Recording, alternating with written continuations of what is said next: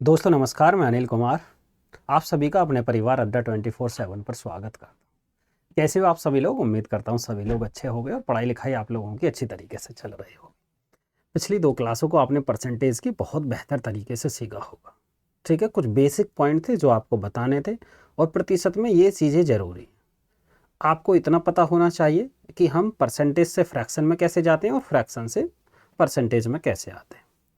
कुछ standard fraction value बताई थी, वो आपने याद कर ली होंगी। कौन सी?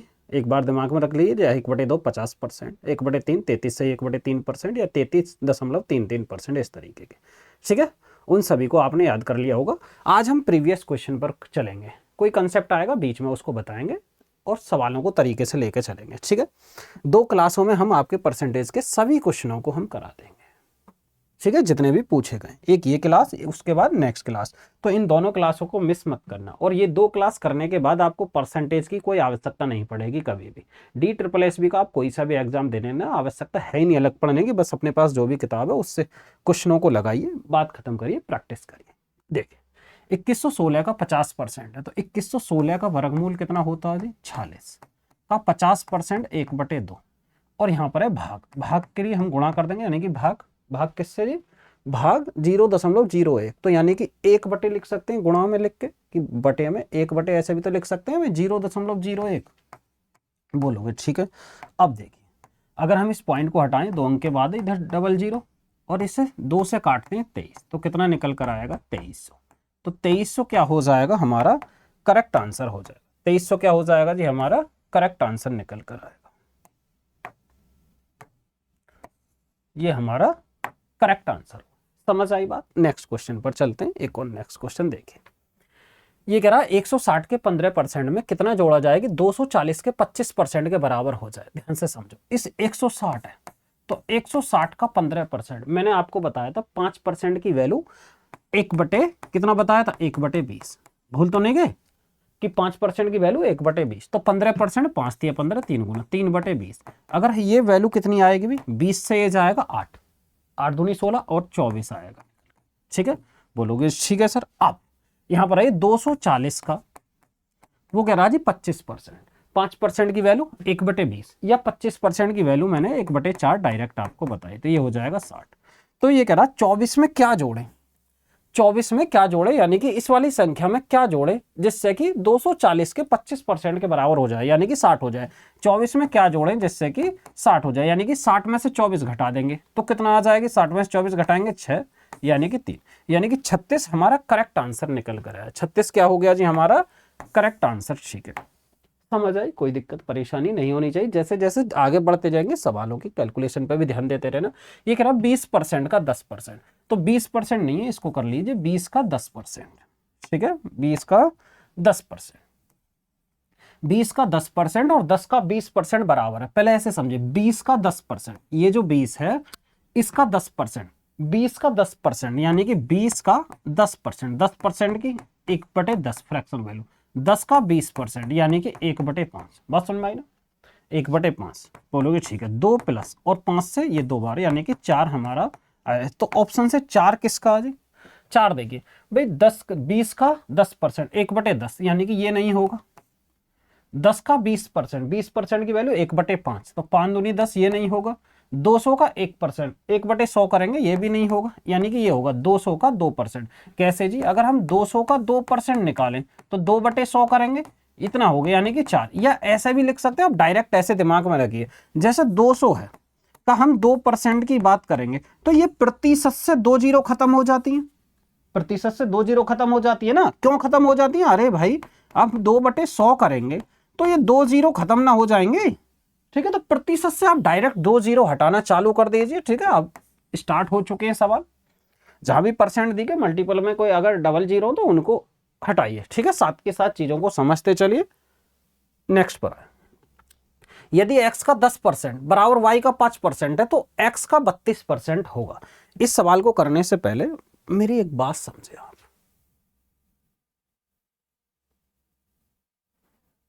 देखिए, पहले कुछ बातें हम समझते हैं, उसके बाद नेक्स्ट पर चलते हैं। देखिए जी, क्या सबसे पहला पॉइंट ये, यदि मैं आपके सामने ये लिखूं कि x% ऑफ y, यानी कि y का x%। जब x% ऑफ y लिखा, y का x%, तो हम ऐसे लिख सकते हैं x प्रतिशत में और मल्टीप्लाई y। बोलोगे ठीक। इसको हम ऐसे भी दिखा सकते हैं भाई x गुणा, ये तो प्रतिशत में है, और गुणा y। कोई दिक्कत थोड़ी। बोलोगे कोई दिक्कत नहीं है। इसको मैं इस तरीके से लिख सकता हूँ, x गुणा y के साथ भी इस % को लगा सकता हूँ। बोले ठीक है। अब इस बात को हम ये कह सकते हैं x गुणा x का y%, इस तरीके से लिख सकते हैं ना भाई, का के लिए गुणा, ऑफ के लिए क्या, यानी कि इस बात को हम ऐसे भी लिख सकते हैं ना, x का y%, यानी कि y% ऑफ x, y प्रतिशत ऑफ x, यानी कि y% ऑफ x हो गया, यानी कि x का y% हो गया जी।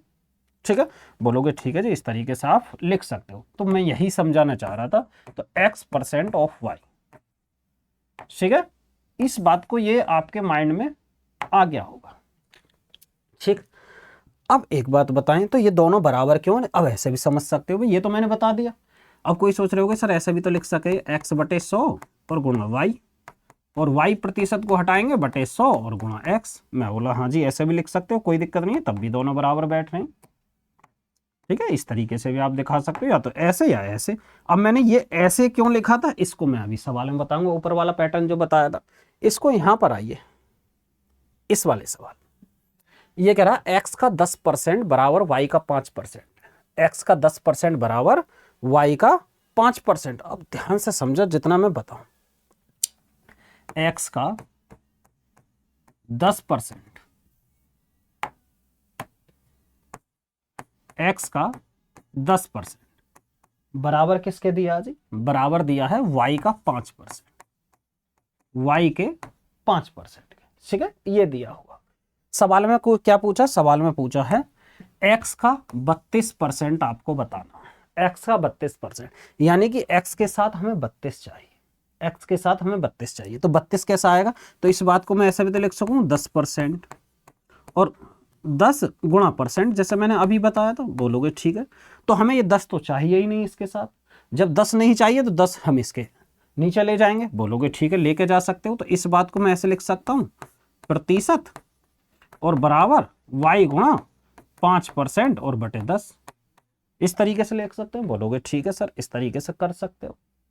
जब इस तरीके से कर सकते हैं तो हमें 32 चाहिए, तो हम इतना ना लिख के हम इतना लिख देते हैं, क्योंकि ये तो मैंने आपके समझाने के लिए लिखा। मैंने इधर 32 लिखा, जब 32 इधर लेंगे तो 32 हमको इधर भी चाहिए। बोलोगे ठीक है, बिल्कुल सही बात है। अब इस प्रतिशत को मैंने इसके साथ लगा दिया, कोई दिक्कत थोड़ी। अरे मैंने अभी बताया था, या तो x% गुणा y करें, या फिर दूसरा y% गुणा x करें। बात तो एक है ना। बोलोगे ठीक है। तो अब हमने इस प्रतिशत को इसके साथ लगा दिए, तो हमने लिखा जी x गुणा 32%, ये ऐसे लिख लीजिए। ये मैंने 32% इसके साथ लगा दिया, और गुणा x, और ये वाले 10 को जो इसके नीचे लेके गया, y गुणा 5% और गुणा 32 और बटे कितना जी 10। बोलोगे ठीक है। ठीक, अब समझिए, यदि हम इसको 5 से काट दें, यानी कि 5 से 2 बार और 2 से 16, यानी कि प्रतिशत तो यहां बचा हुआ, यानी कि 16%। ये कितना आ जाएगा? y गुणा 16%, यानी कि y का 16% हमारा करेक्ट आंसर निकल कर आया। ठीक किया ना, यानी कि 10 को इधर लेकर आए 2 और 16, y का 16%, ये हमारा आंसर निकल गया। समझ आई? कोई दिक्कत नहीं होनी चाहिए इस वाले सवाल में, मैंने इस वजह से किया। और ये 32% गुणा x, यानी कि x का 32%, 32% ऑफ x आया निकल कर, और ये दिया है 16% ऑफ y के। ठीक, नेक्स्ट पर चलते हैं। देखिए, ये चीजें समझने की थी, आपको आनी चाहिए। पता पड़ी नहीं, अलग तरीके से सवाल को तोड़ रहे हो, उस तरीके से मिस्टेक हो जाएगी। a बराबर y का x% बराबर b बराबर है जी x का y%। तो निम्न में से क्या सही है, आपको ये बताना। a बराबर क्या जी? y का x%। तो a की वैल्यू है y का x%, यानी कि x बटे 100 लिख सकते हैं। बोलोगे ठीक है। और y बराबर क्या है जी? y बराबर है x का y%, यानी कि x का y बटे 100। ठीक, तो a की वैल्यू ये कह रहा है a b से छोटा नहीं, ये तो दोनों बराबर है। a b से बड़ा नहीं, a और b के बीच का संबंध नहीं जी, संबंध ज्ञात किया जा सकता है इनमें से कोई नहीं, यानी कि ये हमारा आंसर हो जाएगा, ये नहीं। ठीक, ये दोनों बात तो है ही नहीं। नेक्स्ट पर a का 20% बराबर b, तो 20 का 20% हमें निकालना है, यानी कि b के साथ हमें क्या चाहिए, 20 चाहिए और परसेंट चाहिए, ऐसे समझो। ये दिया हुआ जी a का 20% बराबर b। अब सवाल पर आइए, पूछा क्या है, सवाल में पूछा हमें चाहिए 20 का b%, यानी कि 20 का b% चाहिए, यानी कि b% ऑफ 20, यानी कि b% ऑफ 20 ऐसे बोल सकते हैं, यानी कि ये हमें चाहिए, यानी कि b के साथ हमें परसेंट भी चाहिए और 20 भी चाहिए। तो ऐसे करते हैं, हम ऐसे लिखते हैं भाई, हमने करा गुणा कर लेते हैं 20% से, बोलोगे ठीक 20% से, या ऐसे समझ ले 20% से, क्यों ऐसे भी दिखा सकता हूँ, b के साथ प्रतिशत चाहिए तो हमें परसेंट से गुणा करनी चाहिए, इधर भी प्रतिशत से गुणा, और हमने कर लिया इधर भी प्रतिशत से गुणा, समझाने के लिए मैं बता रहा हूं। अब हम कर सकते हैं, हमें 20 भी चाहिए तो 20 इधर भी रखना और हमें 20 इधर भी रखना, बोलोगे ठीक है, इस तरीके से कर सकते हैं। तो इस वाली बात को, ये जो है परसेंट तो ठीक है, ये प्रतिशत जो है, प्रतिशत जो है इसको मैं क्या कर सकता हूं, इस प्रतिशत को हम कर सकते हैं जी 1/100, ठीक है, बोलोगे ठीक है सर, ऐसे कर सकते हैं। अगर मैं करूं 20 से 5 और 5 से ये 4, यानी कि ये कितना आ गया, a का 4%, यानी कि ये कितना आया जी, a गुणा 4% बराबर किसके जी, b%, यानी कि इस प्रतिशत को यहां लगा देंगे, यानी कि b% गुणा 20 या 20 गुणा 20%, इस तरीके से हम लिख सकते हैं। तो a का 4% हमारा सही आंसर हो जाएगा, a का 4% हमारा करेक्ट आंसर निकल कर आएगा। समझ आ गई बात, कोई दिक्कत परेशानी नहीं होना चाहिए। b के साथ हमें 20% लेना था, यानी कि b% भी होना चाहिए, तो प्रतिशत हमने इधर लगाया और 20 की गुणा और करी, 20 और चाहिए तो ये आ जाएगा a का 4%, ठीक है। नेक्स्ट, 1000 के क्वेश्चन मार्क चिन्ह, यानी कि का कितना परसेंट, का 10% बराबर 125 है। यहाँ पर जो ये है हम ले लेते हैं x, यानी कि ऐसे समझो, x ही क्यों लेते हैं, अरे दिमाग में x चीजें आ जाती हैं तो इस वजह से अब तक x से ही सवाल लगाते हैं। हर कोई ऐसे लगाता आया, किसी भी मैथ के सवाल को ले लीजिए कि अगर नई वैल्यू पता तो x मान लेते हैं, ठीक है, तो दिमाग में वही चलता है। इसको x/100 ले लेंगे परसेंट में और गुणा 10% की वैल्यू 1/10 बराबर है जी 150। इसकी वैल्यू बतानी है आपको, आसान सवाल है, देखो 3 3, तो x की वैल्यू कितनी आएगी 150, 150 ही हमारा सही जवाब।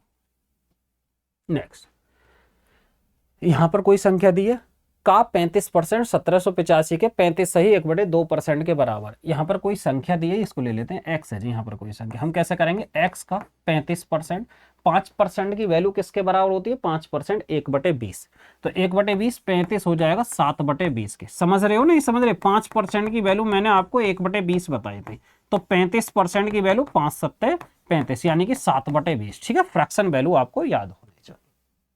ठीक, आगे वो कह रहा है जी 1785, यानी कि 1785 का 25 सही 1/2 25.5 है, तो 25.5 का डबल करेंगे यानी कि 51, ये है जी 25.5, तो हम 51/2 कर देंगे, क्योंकि भाई 25 दूनी 50 और 1 51/2, ठीक है।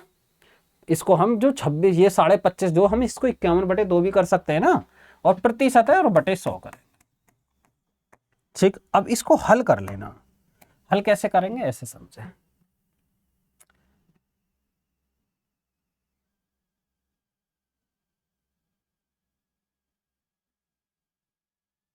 पॉइंटों में देखिए, 20 से अगर काटते हैं तो 20 पंजे 100, ठीक है।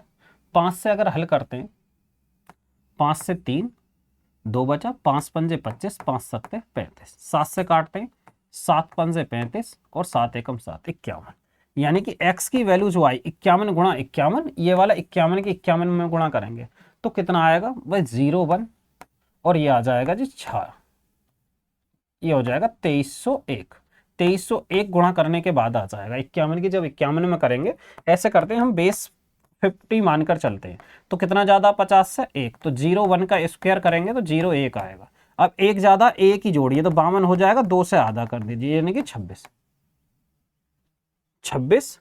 0 1 आएगा, 26 0 1 और बटे 2, जब इसको हल करेंगे 13 दूनी 26, यानी कि 1300 का डबल 26 और 0.5 का आधा 1, यानी कि 1300.5, ये हमारा सही जवाब हो जाए, ठीक है। ये कैसे स्क्वायर निकाले जाते हैं वो बताएंगे जब हम नेक्स्ट पढ़ेंगे, यानी कि सिंप्लीफिकेशन भी पढ़ना है, सारी चीजें, वे सभी चीजें भी सिखाई जाएंगी आपको, कैलकुलेशन कैसे करना है कैसे नहीं।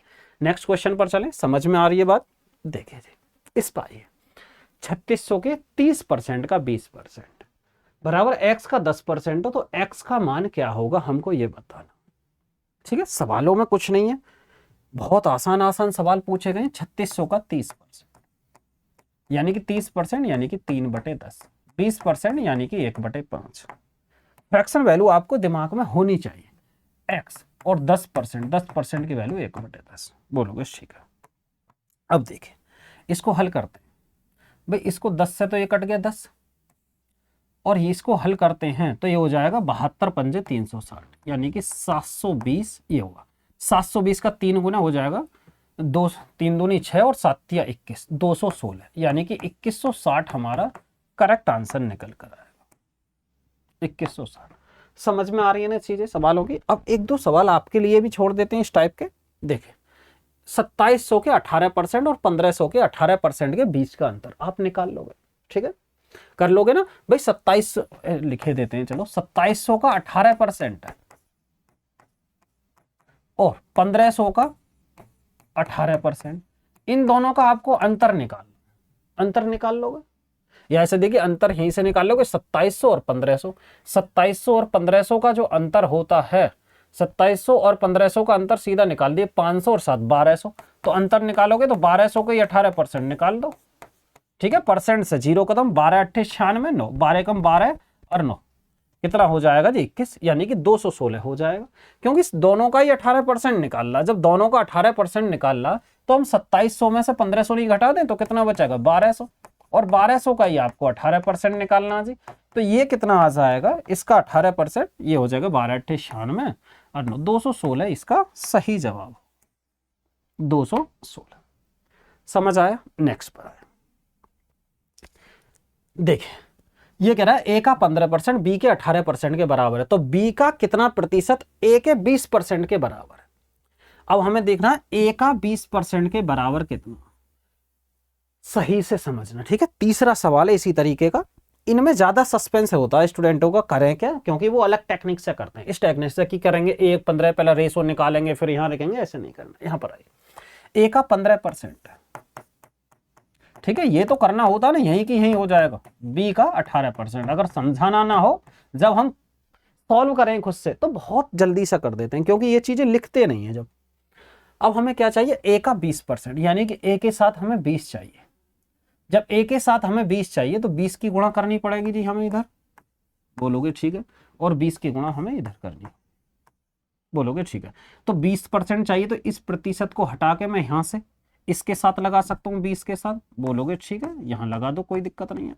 अब ए के साथ 20% आ गया, अब ये 15 को इधर पहुंचा देंगे। जब 15 को इधर पहुंचाएंगे यानी कि ये 15 मैंने उठाकर इधर पहुंचा दिया, ठीक, बोलोगे ठीक है जी। अब मैंने क्या करा, 5 से 3 और 5 से 4 और 3 से काटा मैंने 6, तो ये कितना आएगा 6 चौक 24, यानी कि बी गुणा 24%, यानी कि क्या निकल कर आया, ए का 20% बी के 24% के बराबर निकल कर आया। ये हमारा सही जवाब हो जाएगा। समझ में आ गई सवाल, कोई दिक्कत नहीं होनी चाहिए सवाल, ठीक है, समझ आ गया ना एक एक पॉइंट। नेक्स्ट पर चलते हैं, देखिए 75 ऑफ 75% 480 और x% ऑफ इतना, यानी कि ये दिया 480 का 75% और 550 का x% 603, x की वैल्यू निकालनी है तो कर लोगे इस सवाल को, ये आपके लिए, आप कर लेना। अब आइए जी नेक्स्ट, देखिए ये दिया हुआ है दो संख्याएं तीसरी संख्या से 50% और 55% कम है, तो दूसरी संख्या पहली संख्या का कितने परसेंट है। इस बात को समझने से पहले आप मेरी दो बात समझें। दो बात कौन सी, यदि मैं आपसे ये कहूं नोट करके आप लिखना, मैं ये कहता हूं कि 30, ठीक है, 120 का कितना परसेंट, कितना परसेंट, कितना परसेंट है, इस बात को ये समझना।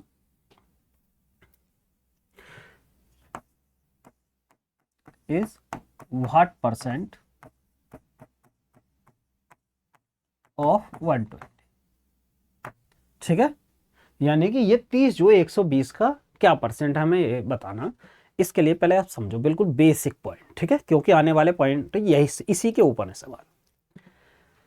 तो जब भी हम तुलना करते हैं, तुलना जिससे भी करते हैं, ये कह रहा कि 30 120 का कितना परसेंट है, जिससे भी हम तुलना करते हैं वो होती है हमारी बेस वैल्यू। यानी कि हम बेस किसको मानते हैं, जिसके साथ तुलना करते हैं, जिसके साथ तुलना करते हैं, ठीक है, समझ में आई। जैसे मैं कहूं मेरी आयु, आपकी आयु का कितने परसेंट है, किससे देख रहे हैं, किससे तुलना कर रहे हैं, आपसे, समझ में आई। ये चीजें आपको देखनी। तो जिससे तुलना करते हैं वो अपने आप में 100% होता, जिससे तुलना करते हैं वो अपने आप में 100% होता। कैसे, यदि मैं कहूं कि 120 है बेस, इससे तुलना कर रहे हैं, तो ये अपने आप में 100% है। बेस जो है वो अपने आप में 100% है। तो यदि हम एक की वैल्यू निकालेंगे क्या करेंगे भाई, 100% और बटे 120 बोलोगे, ठीक है। और अगर मैं 30 की वैल्यू निकालूं तो 30 की वैल्यू ऐसे नहीं निकलेगी, 30 गुणा 100% और बटे 120, ठीक है। ये होता है इसका बेसिक बिल्कुल, कि भाई 120 जिससे हम तुलना कर रहे हैं, कोई भी संख्या अपने आप में 100% है, तो जिससे हम तुलना कर रहे हैं वो हमारा 100% है। तो एक की वैल्यू 100% बटे 120, हमें किसकी वैल्यू निकालनी है, 30 की, तो 30 की वैल्यू 30 बटे 120 गुणा 100। अब तक आप इसी पॉइंट पर आए होगे, रटते आए होगे, आपके दिमाग में आ जाया होगा, हाँ जी सर ये इस वजह से लिखा जाता। समझ में आई पॉइंट। तो हम जिससे भी तुलना करेंगे उसको हम बेस वैल्यू नीचे रखेंगे, ठीक है, जिससे भी तुलना करेंगे, और जिसका हम निकालेंगे परसेंटेज उसको हम ऊपर रखेंगे। यानी कि जैसे 120 की बात की थी, तो 120 से किससे तुलना कर रहे हैं, 120 से, तो 120 को हम हर में रखेंगे, ठीक है, किसका, 30, और प्रतिशत लगाने के लिए गुणा 100, ठीक है। यानी कि भी 30 120 का जिससे पूछे उसको नीचे, जिससे तुलना करेंगे उसको नीचे। समझ में आ गई होगी। अब ये काटेंगे भी 30 से, या 4 बार, और 4 से ये 25, यानी कि 25%। अगर आपको फ्रैक्शन वैल्यू आपको याद है तो इतना भी लिखने की कोई आवश्यकता नहीं थी, जब डायरेक्ट लग जाता है। यानी कि 30 120 का कितना परसेंट है, यानी कि 1/4, और 1/4 की वैल्यू कितनी है जी, 25%। यहां तक कोई समस्या नहीं होनी चाहिए, ठीक है, समझ आया। एक और पॉइंट और समझो इसके बाद, एक और पॉइंट ये है जी, इसके बाद मैं आपसे लिखूं ए बी का कितने परसेंट है और बी ए का कितने परसेंट है। यहां पर आइए, इसी तरीके से मैंने लिखा ए, या ऐसे ले लेते, कोई भी नंबर ले लेते हैं, यानी कि ए की वैल्यू जो है वो 20 है, और बी की वैल्यू ले लेते हैं जी 60, ठीक है। अब पहला यहां पर क्वेश्चन बनता कि भाई A is what percent of B, ठीक है। ए जो है वो बी का कितने परसेंट है। दूसरा, B is what percent of A. समझ आई बात। पहली बात यह है कि ए बी का कितना प्रतिशत है, कितना परसेंट है। दूसरी बात यह है कि बी ए का कितना परसेंट है, कितना परसेंट, ठीक है। आप समझे, ठीक है, आगे एक लैंग्वेज में ही लिख दूंगा, ये छोटी सी बात है। अब ए बी का कितना परसेंट, जब ए बी का कितने परसेंट है तो हम किसका पूछ रहा, बेस वैल्यू क्या, बी, और ऊपर लिखेंगे ए मल्टीप्लाई 100, जिससे पूछ रहा वो नीचे। ए की वैल्यू कितनी है जी 20 बटे 60 और गुणा 100, प्रतिशत लगाने के लिए 100 क्यों लगते हैं, जिससे कि परसेंट में वो संख्या हो जाए प्रतिशत में। अब 20 से 3 और 100 को जब 3 से भाग करेंगे वो आएगा हमारा 33 सही 1/3%। ये मैंने प्रॉपर समझाया, वरना आपको क्या करना था, 20/60 1/3 33 सही 1/3%। यहां पर बी, अब बी की बात करा, बी ए का कितना परसेंट है, बी कितना 60, किससे जी ए का, जिससे पूछे वो नीचे, और मल्टीप्लाई 100, यानी कि 20 से 5, यानी कि 120% निकल कर आया। बोलोगे ठीक है। ये पॉइंट समझ आए, दो पॉइंट समझ आए जी।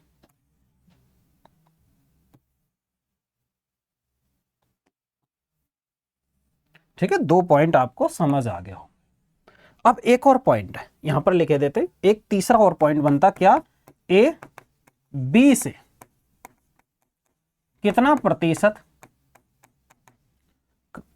प्रतिशत कम है, ठीक है। एक ही लैंग्वेज में लिखे देता हूं, जगह कम, यानी कि ए बी से कितना परसेंट कम है।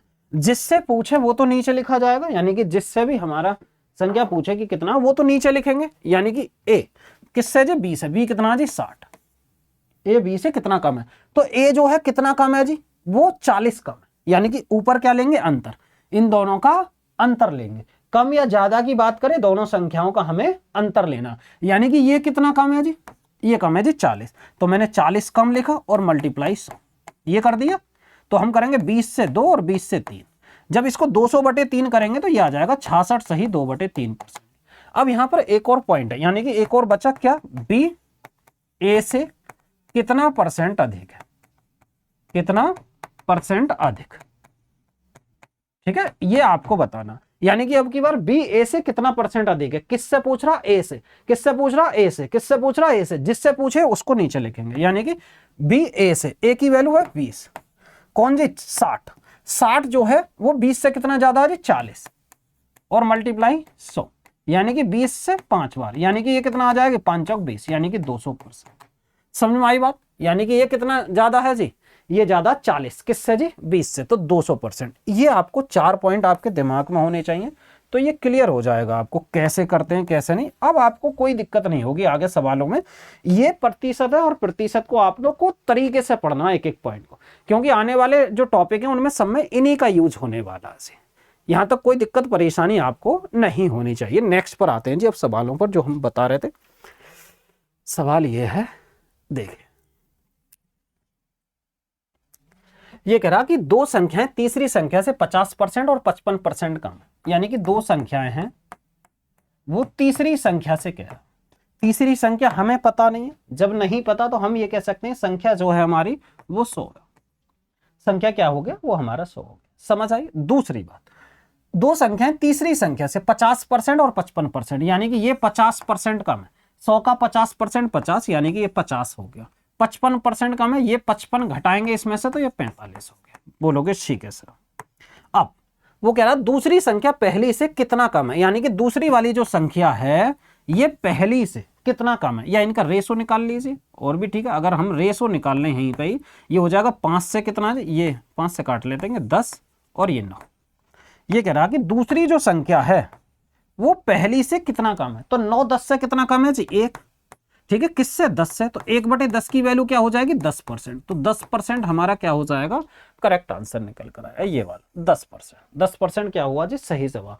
माइनस का इस वजह से लिख दिया क्यों, कम की बात कर रहा है, यानी कि एक कम होगी किससे जी 10 से, और 1/10 की वैल्यू कितनी है जी 10%, ठीक है, या माइनस लिखे देते कोई दिक्कत नहीं है, ठीक है, लिखो या मत लिखो, इससे ये है कि हाँ जी कम की बात कर रहा। नेक्स्ट, 6 घंटे एक दिन का कितने परसेंट, अब 6 घंटे की बात की है, 6 घंटे एक दिन का, यानी कि 6 घंटे एक दिन का, जिससे पूछे वो नीचे, यानी कि एक दिन का कितने परसेंट, परसेंट लगाने के लिए गुणा 100। अब यहां पर एक चीज और समझिए, यूनिट भी सेम होनी चाहिए भाई, यहां पर तो घंटा है और यहां पर दिन है, यहां पर घंटा है और यहां पर दिन है, या तो आप घंटे को दिन में बदल लीजिए या दिन को घंटे में बदल लीजिए, तो एक दिन को हम ऐसे नहीं लिख सकते, इस एक दिन की जगह 24 घंटे लिख देंगे। बोलोगे ठीक है। अब 6 से 4, जब 6 से 4 से 100 को काटेंगे यानी कि 25% निकल कर आया, ठीक है। आगे धीरे धीरे ऐसे करने वाले हैं हम, ठीक है, मल्टीप्लाई 100 नहीं करेंगे, जैसे 6/24 और यानी कि 1/4 आया तो हम सीधा लिखा करेंगे 25%। फ्रैक्शन वैल्यू अब आपने याद कर ली होंगी, ठीक है, फ्रैक्शन वैल्यू आपके याद होंगी। अब ऐसा तो नहीं है कि याद नहीं की, याद करना अगर नहीं है तो 1/2 दिन का 15 मिनट कितना प्रतिशत है, यानी कि 15 मिनट की बात कर रहा है, ये जो हमारा 15 मिनट है वो 1/2 दिन यानी कि आधे दिन का कितने प्रतिशत है, और प्रतिशत लगाने के लिए गुणा 100। अब समझे, आधे दिन को हम क्या लिख सकते हैं 1/2 दिन को, यानी कि एक दिन में कितने हुए 24 घंटे, 24 घंटे तो आधे दिन में कितने होंगे जी 12 घंटे, और 12 घंटे एक घंटे में होती हैं 60 मिनट, मैंने लिखा जी 12 आवर हो गए, तो 12 एक घंटे में कितनी होती है 60 मिनट, यानी कि ये मिनट में बदल गया। बोलोगे ठीक है जी मिनट में बदल गया। अब 15 से 4, 15 चौका 60 ये आया जी। अब 4 से इसको काटते हैं, ऐसे कर लेते हैं, 4 से ये 25/12, ऐसा तो कोई आंसर नहीं, कुछ गड़बड़ है क्या, एक बार फिर से देखें। 15 मिनट 1/2 दिन का, 1/2 दिन का, यानी कि 15 मिनट सही लिखा हुआ, 1/2 दिन, 1/2 दिन यानी कि आधा दिन, एक दिन में 24 घंटे, तो ये हो जाएगा 12 और मिनट 60 मिनट में हो गया 15 से 4, 12 चौक 48 यानी कि 100 है, 4 से काटेंगे 25 जी, और 12 दूनी 24, ठीक है, 12 दूनी 24 और एक सही, ये हो जाएगा जी हमारा 12%। यही हमारा सही जवाब है जी, ठीक है, यही है, ठीक है। ऑप्शन कुछ ना कुछ मिस्टेक हो सकता। एक बार फिर देखें, 1/2 दिन का 1/2 दिन का 15 मिनट कितना परसेंट, एक बार फिर देख लेते हैं जी। 15 मिनट है, 1/2 दिन, एक दिन में कितने होते हैं 24 घंटे, तो आधे दिन में कितने हो जाएंगे यहाँ पर दिन को, ये हो गए 24 घंटे, एक घंटे में 60 मिनट, तो बात तो ठीक है यार, हम 60 मिनट, ये हो जाएगा 12, ठीक है, 15 से 4 यानी कि 100/48, ठीक है।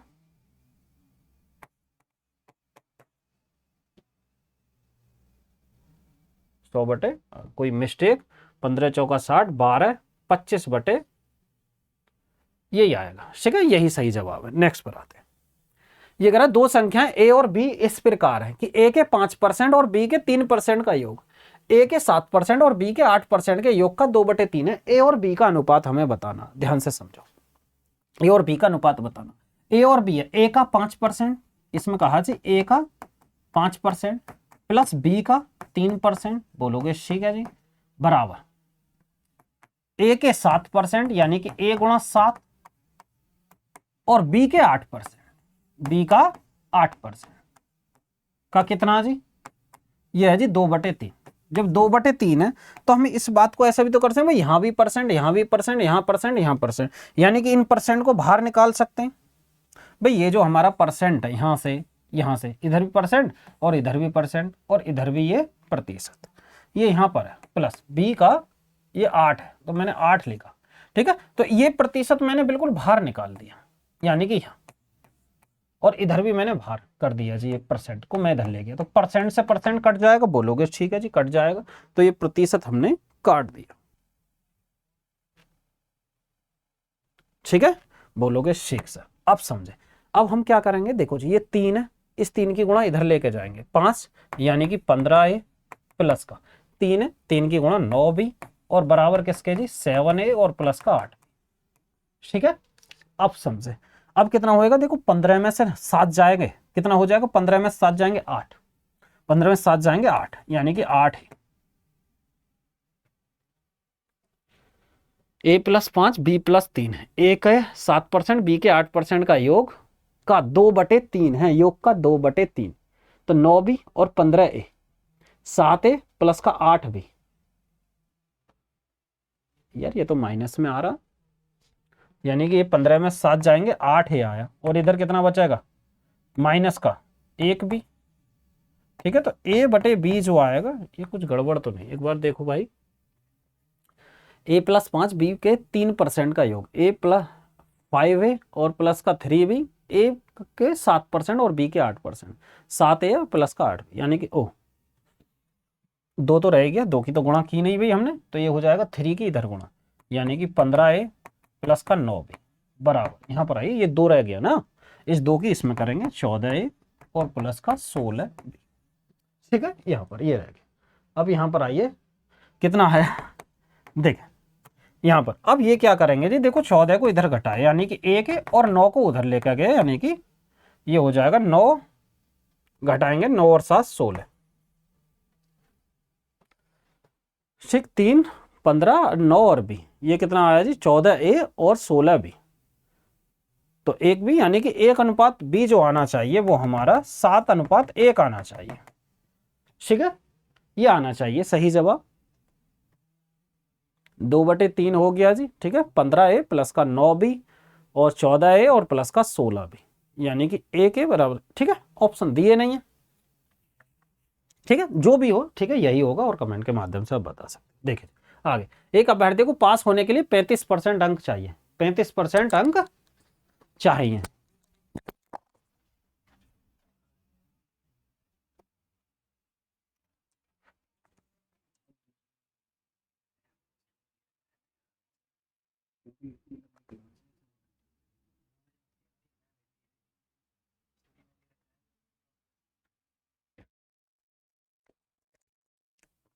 देखिए देखिए एक अभ्यर्थी, अब यह जी अभ्यर्थी को पास होने के लिए 35% अंक चाहिए, यदि वह 96 अंक प्राप्त करता तो 16 अंकों से असफल हो जाता। इस बात को पहले समझते हैं।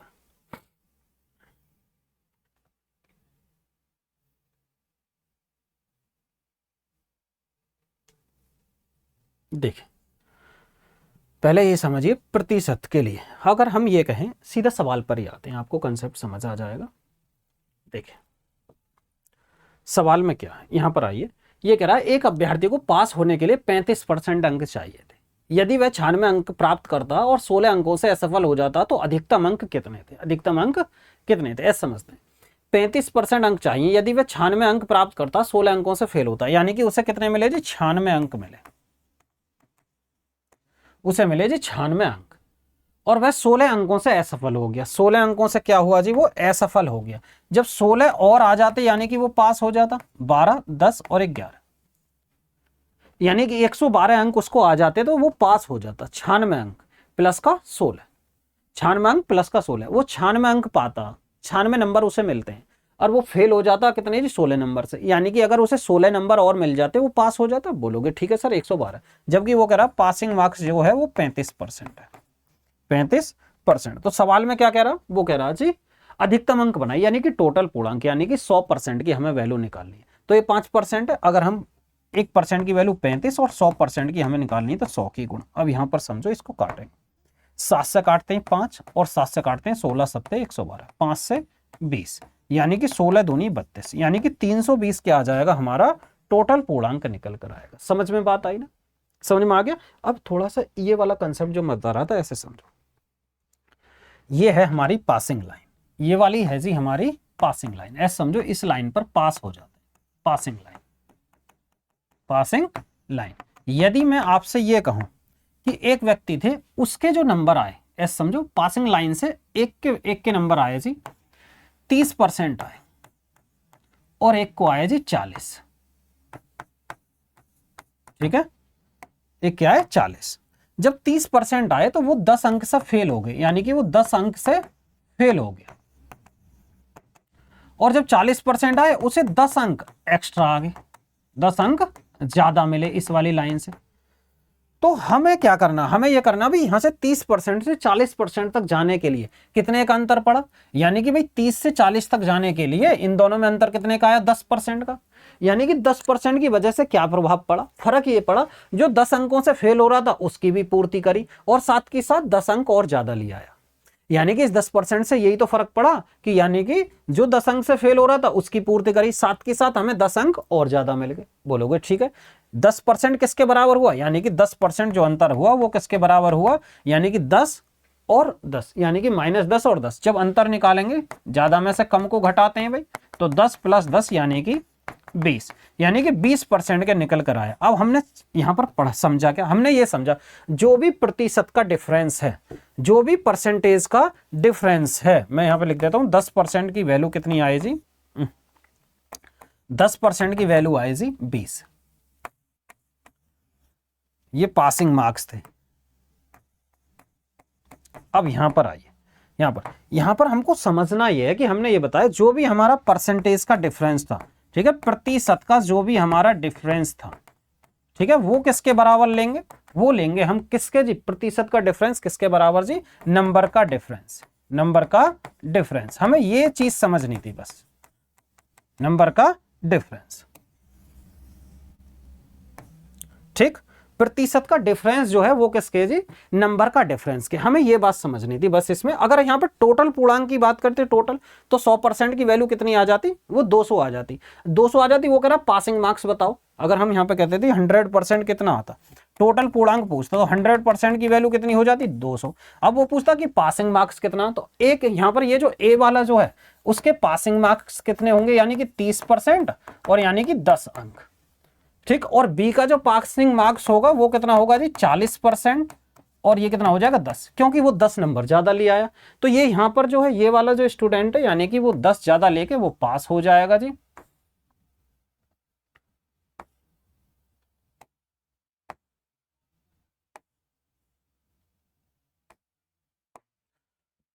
और इसको पासिंग मार्क्स इतने चाहिए,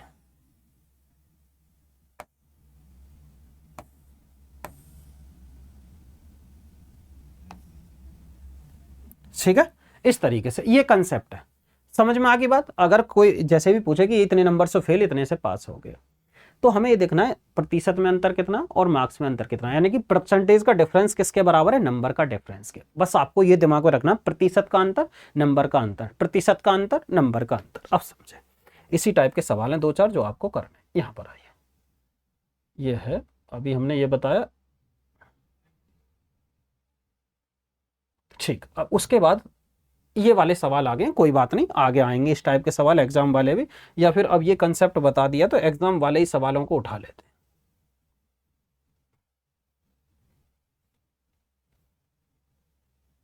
कोई नहीं, ये बीच में एक सवाल आ गया था, अभी नहीं बताना था ये, उसके बाद कोई बात नहीं, अभी हमने कंसेप्ट कर लिया तो आगे हम नहीं पढ़ेंगे, सीधा सवाल करेंगे। अब समझे, ए बी से 10% कम है, ए बी से ए पी से 10% कम, ढंग से समझो, ए पी से यानी कि ए पी से 10% कम, तो 10% का जो हमने बताया था फ्रैक्शन वैल्यू वो कितना बताया था, 1/10। यदि पी 10 है तो ए कितना हो जाएगा, 9। बोलोगे ठीक है। और दूसरा सवाल इसमें कहा जी बी क्यू से 30% कम है, यानी कि 30% की वैल्यू किसके, वो है जी हमारा 3/10। या जी क्यू 10 है तो ये कितना हो जाएगा, 7। समझ में आई बात। यानी कि अगर क्यू 10 है तो बी कितना हो जाएगा, 3 कम, यानी कि 7/10 के।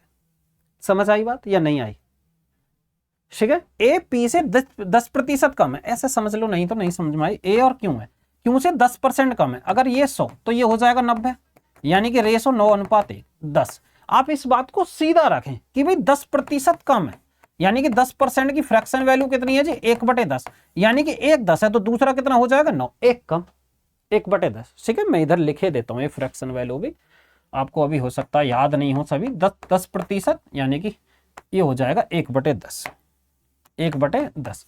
30% वो हो जाएगा जी हमारा 3/10 के। बोलोगे ठीक है।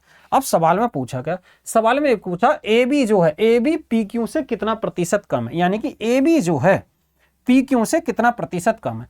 ए बी, ए के साथ बी होना चाहिए, ए के साथ बी और बी के साथ क्यू, यानी कि इन दोनों की हम मल्टीप्लाई कर देंगे, यानी कि ये फर्स्ट मानो और ये सेकंड, इन दोनों की हमने मल्टीप्लाई कर दी, इक्वेशन फर्स्ट एंड सेकंड।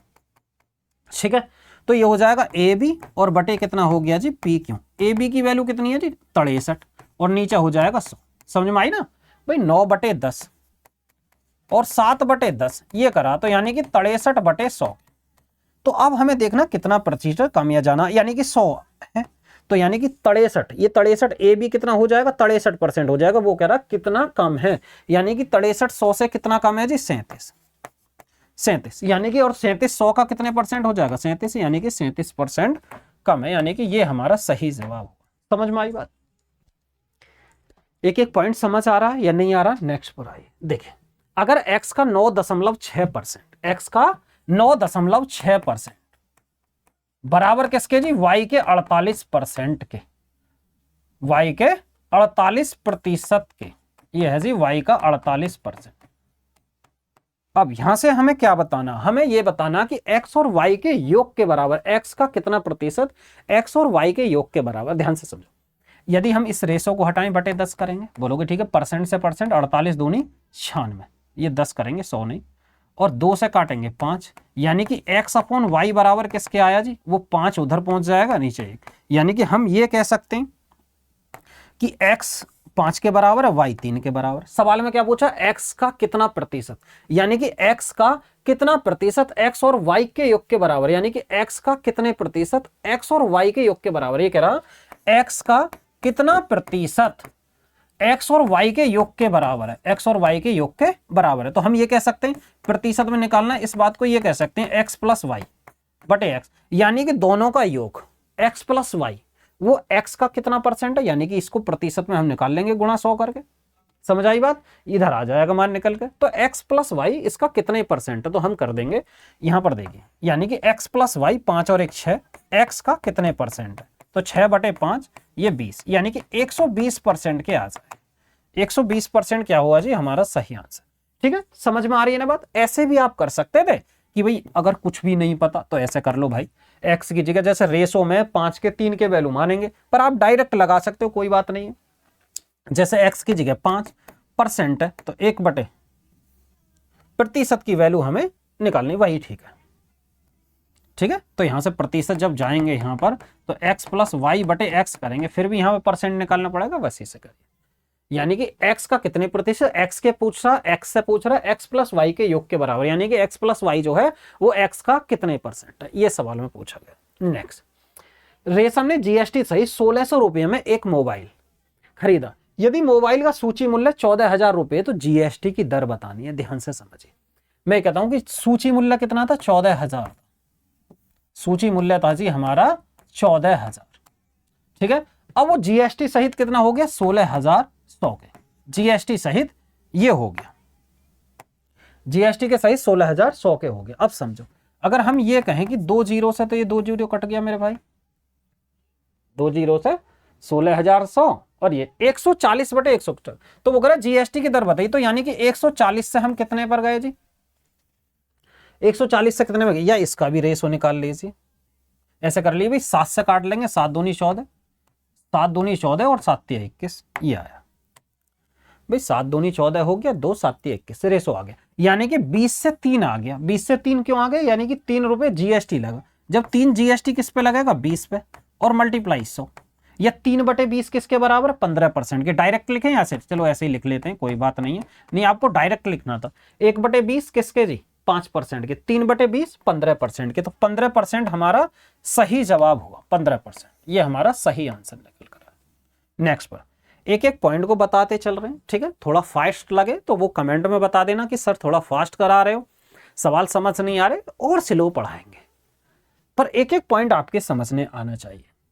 एक टेलीविजन की कीमत जीएसटी सहित 14,000 रुपए, यदि जीएसटी 12% है तो टेलीविजन का मूल्य होगा, यह है जी जीएसटी सहित 12, जीएसटी सहित है, यानी कि पैसा और प्लस जो भी टैक्स लगा वो बराबर किसके जी, 14,000 के, जबकि जीएसटी की दर कितनी है, 12%। ऐसा समझो 12% किस पे लिखा होगा, जो भी मूल्य होगा। या तो आपके दिमाग में होना चाहिए मूल्य को मान लीजिए 100, कि 100% था, अगर 100 रुपए हमारे पास थे, 12 रुपए उस पर जीएसटी लग गया, तो टोटल कितना हो गया, 112%। या तो आप कर सकते हो कि ये जो है 112% किसके बराबर है जी, ये 14,000 के बटे 112 और गुणा 100 कर लेंगे।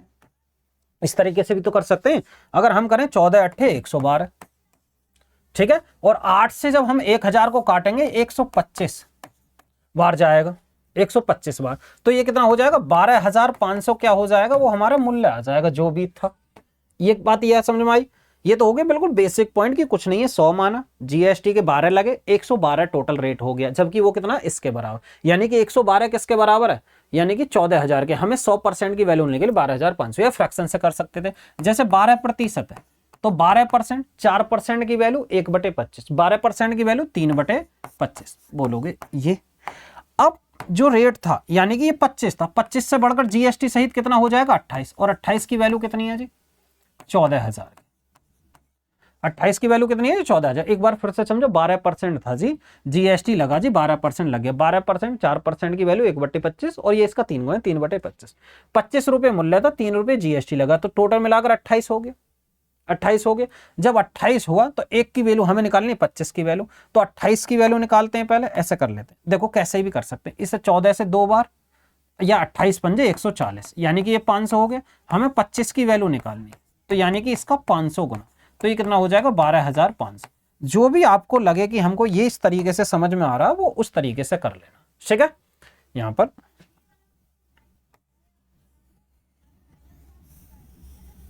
ठीक है, 12%, 12% 3/25, फ्रैक्शन से भी लगा सकते हो आप, या डायरेक्ट सोच सकते हो कि 100 रुपए थे, 12% जीएसटी के लगे, 112% बराबर ये। तो हमारा आंसर कौन सा हुआ जी, ये वाला। नेक्स्ट, यदि दो संख्याएं किसी एक संख्या की 30% और 50% है, तो पहली संख्या दूसरी संख्या की कितने परसेंट है। समझो, दो संख्याएं थी, यानी कि 3 संख्याएं थी, 3 संख्याएं में तीसरी संख्या हमें पता नहीं है, तो तीसरी संख्या मान लीजिए आप 100 बोलोगे, ठीक है। एक संख्या की 30% और 50%, तीसरी संख्या की 30%, यानी कि पहली क्या जी 30%, यानी कि 30, दूसरी 50%, यानी कि ये 100 का 50। तो ये संख्याएं निकल कर आए, इन दोनों का रेशो निकालेंगे, 3:5 आया। तो पहली संख्या दूसरी संख्या की कितनी परसेंट है हमें बताना है। ये जो पहली जो संख्या है, पहली 3, दूसरे की कितने परसेंट है, यानी कि ये 3 5 का कितने परसेंट है, यानी कि 60%। अब डायरेक्ट लिखेंगे कुछ चीजें, 1/5 की वैल्यू 20%, 3/5 की वैल्यू 60%। ठीक है, आपको भी फ्रैक्शन याद होते चलेंगे, साथ के साथ प्रैक्टिस होती रहेगी, यानी कि 60% इसका सही जवाब आया। नेक्स्ट, प्रत्येक 5 दिनों में एक दिन वर्षा का है। ध्यान से समझो, किसमें पूछा गया जी, DSSB DSS ग्रेड सेकंड की परीक्षा थी। प्रत्येक 5 दिनों में एक दिन वर्षा का है। ठीक है, 1/4 वर्ष के दिनों में इंद्रधनुष निकलता, तो बिना इंद्रधनुष वाले दिनों का प्रतिशत कितना है। फिर से समझो, जो भी वर्षा के दिन थे, जो भी वर्षा के दिन थे, यानी कि कोई भी नंबर मान लीजिए, यानी कि वर्षा के दिन कुछ भी थे, उसका 1/5 क्या होता है जी, वर्षा के दिन। ये हो गए वर्षा के दिन टोटल। पर वो कह रहा वर्षा का भी 1/4 के दिन, 1/4 क्या होता जी, 1/4 इंद्रधनुष निकलता, यानी कि जो भी संख्या का था, संख्या का 1/20, 1/20 ही लिख देते हैं, जो भी संख्या थी उस संख्या का 1/20, यानी कि संख्या का 1/20 लिख सकते हैं, कोई दिक्कत थोड़ी है। एन को अगर हटा भी दें या एन को रहने भी दें, कोई दिक्कत नहीं पड़ रहा। एन की जगह अगर 1 मान लें, n/20 करेंगे, फिर भी हम वो इस तरीके से करेंगे, कोई दिक्कत नहीं। एन रखूं या नहीं रखूं कोई दिक्कत नहीं। अगर कोई भी संख्या थी, ठीक, उसका 1/5 का 1/4, यानी कि 1 ले लेते हैं, 1 का 1/5 का 1/4 बराबर 1/20 है। एन भी ले सकते हो, ठीक है, कभी सोचो एन क्यों हटा दिया, 1/20, यानी कि 1/20 दिन क्या जी इंद्रधनुष निकलता, कि इंद्रधनुष नहीं निकला। अगर टोटल 100 दिन थे, टोटल 100 नहीं, यहां पर है 20, टोटल 20 दिन थे, तो 20 में से एक दिन निकलता इंद्रधनुष, तो बाकी दिन कितने दिन नहीं निकलेगा इंद्रधनुष, 19 दिन। भाई 1/20 है, 20 में से एक दिन निकलता है इंद्रधनुष, और वो कह रहा कितना भाग नहीं निकलेगा भी इंद्रधनुष, यानी कि 20 का, यानी कि 19/20। ठीक है, तो वो कह रहा इंद्रधनुष वाले दिनों का प्रतिशत निकालेंगे, यानी कि 20 का कितने परसेंट है। समझ में आई, 20 दिन टोटल थे, एक दिन इंद्रधनुष निकलता, तो 19 दिन तो नहीं निकलेगा, यानी कि 19 20 का कितने परसेंट है, यानी कि 20 पंजे 100, और ये हो जाएगा 19 पंजे 95, 95% इसका सही जवाब। पहला ऑप्शन है नहीं, यहां पे 95 ही होगा। ठीक है, 95, 95%। एक बार फिर समझो, टोटल संख्या जो भी थी n थी, उसका 1/5, उसका 1/4, इंद्रधनुष निकलता 1/20, पर नहीं निकलेगा 19/20 गुणा 100, इसका 95% करेक्ट। ए बी से 14.28% है, तो बी ए से कितना प्रतिशत अधिक है। ध्यान से समझो, ए बी से कितना प्रतिशत अधिक है। फिर वही कहानी देखिए, 14.28% कम है, तो 14.28%, इसका आपको फ्रैक्शन बताइए कितना है। यानी कि जो ए है बी से 14.28%, आप याद करो 14 सही 2/7%, यानी कि 1/7। ठीक है, अब ये जो ए है, ए बी से कितना कम है जी, इतना कम है। अगर बी 7 है तो ये हो जाएगा हमारा 6, बोलोगे ठीक है। अब वो कह रहा बी ए से कितना प्रतिशत अधिक है, यानी कि बी ए से कितना प्रतिशत अधिक है, यानी कि ये 1 ज्यादा, बी ए से किससे जी, ए से 6, तो 1/6, 16 सही 2/3% अधिक। समझ में आई बात। अगर ये पूछा ए बी से इतना परसेंट कम है ज्यादा, यानी कि ए बी से 14 सही 2/8% कम है, तो बी ए से कितना प्रतिशत अधिक है, आप यहां भी कर सकते थे।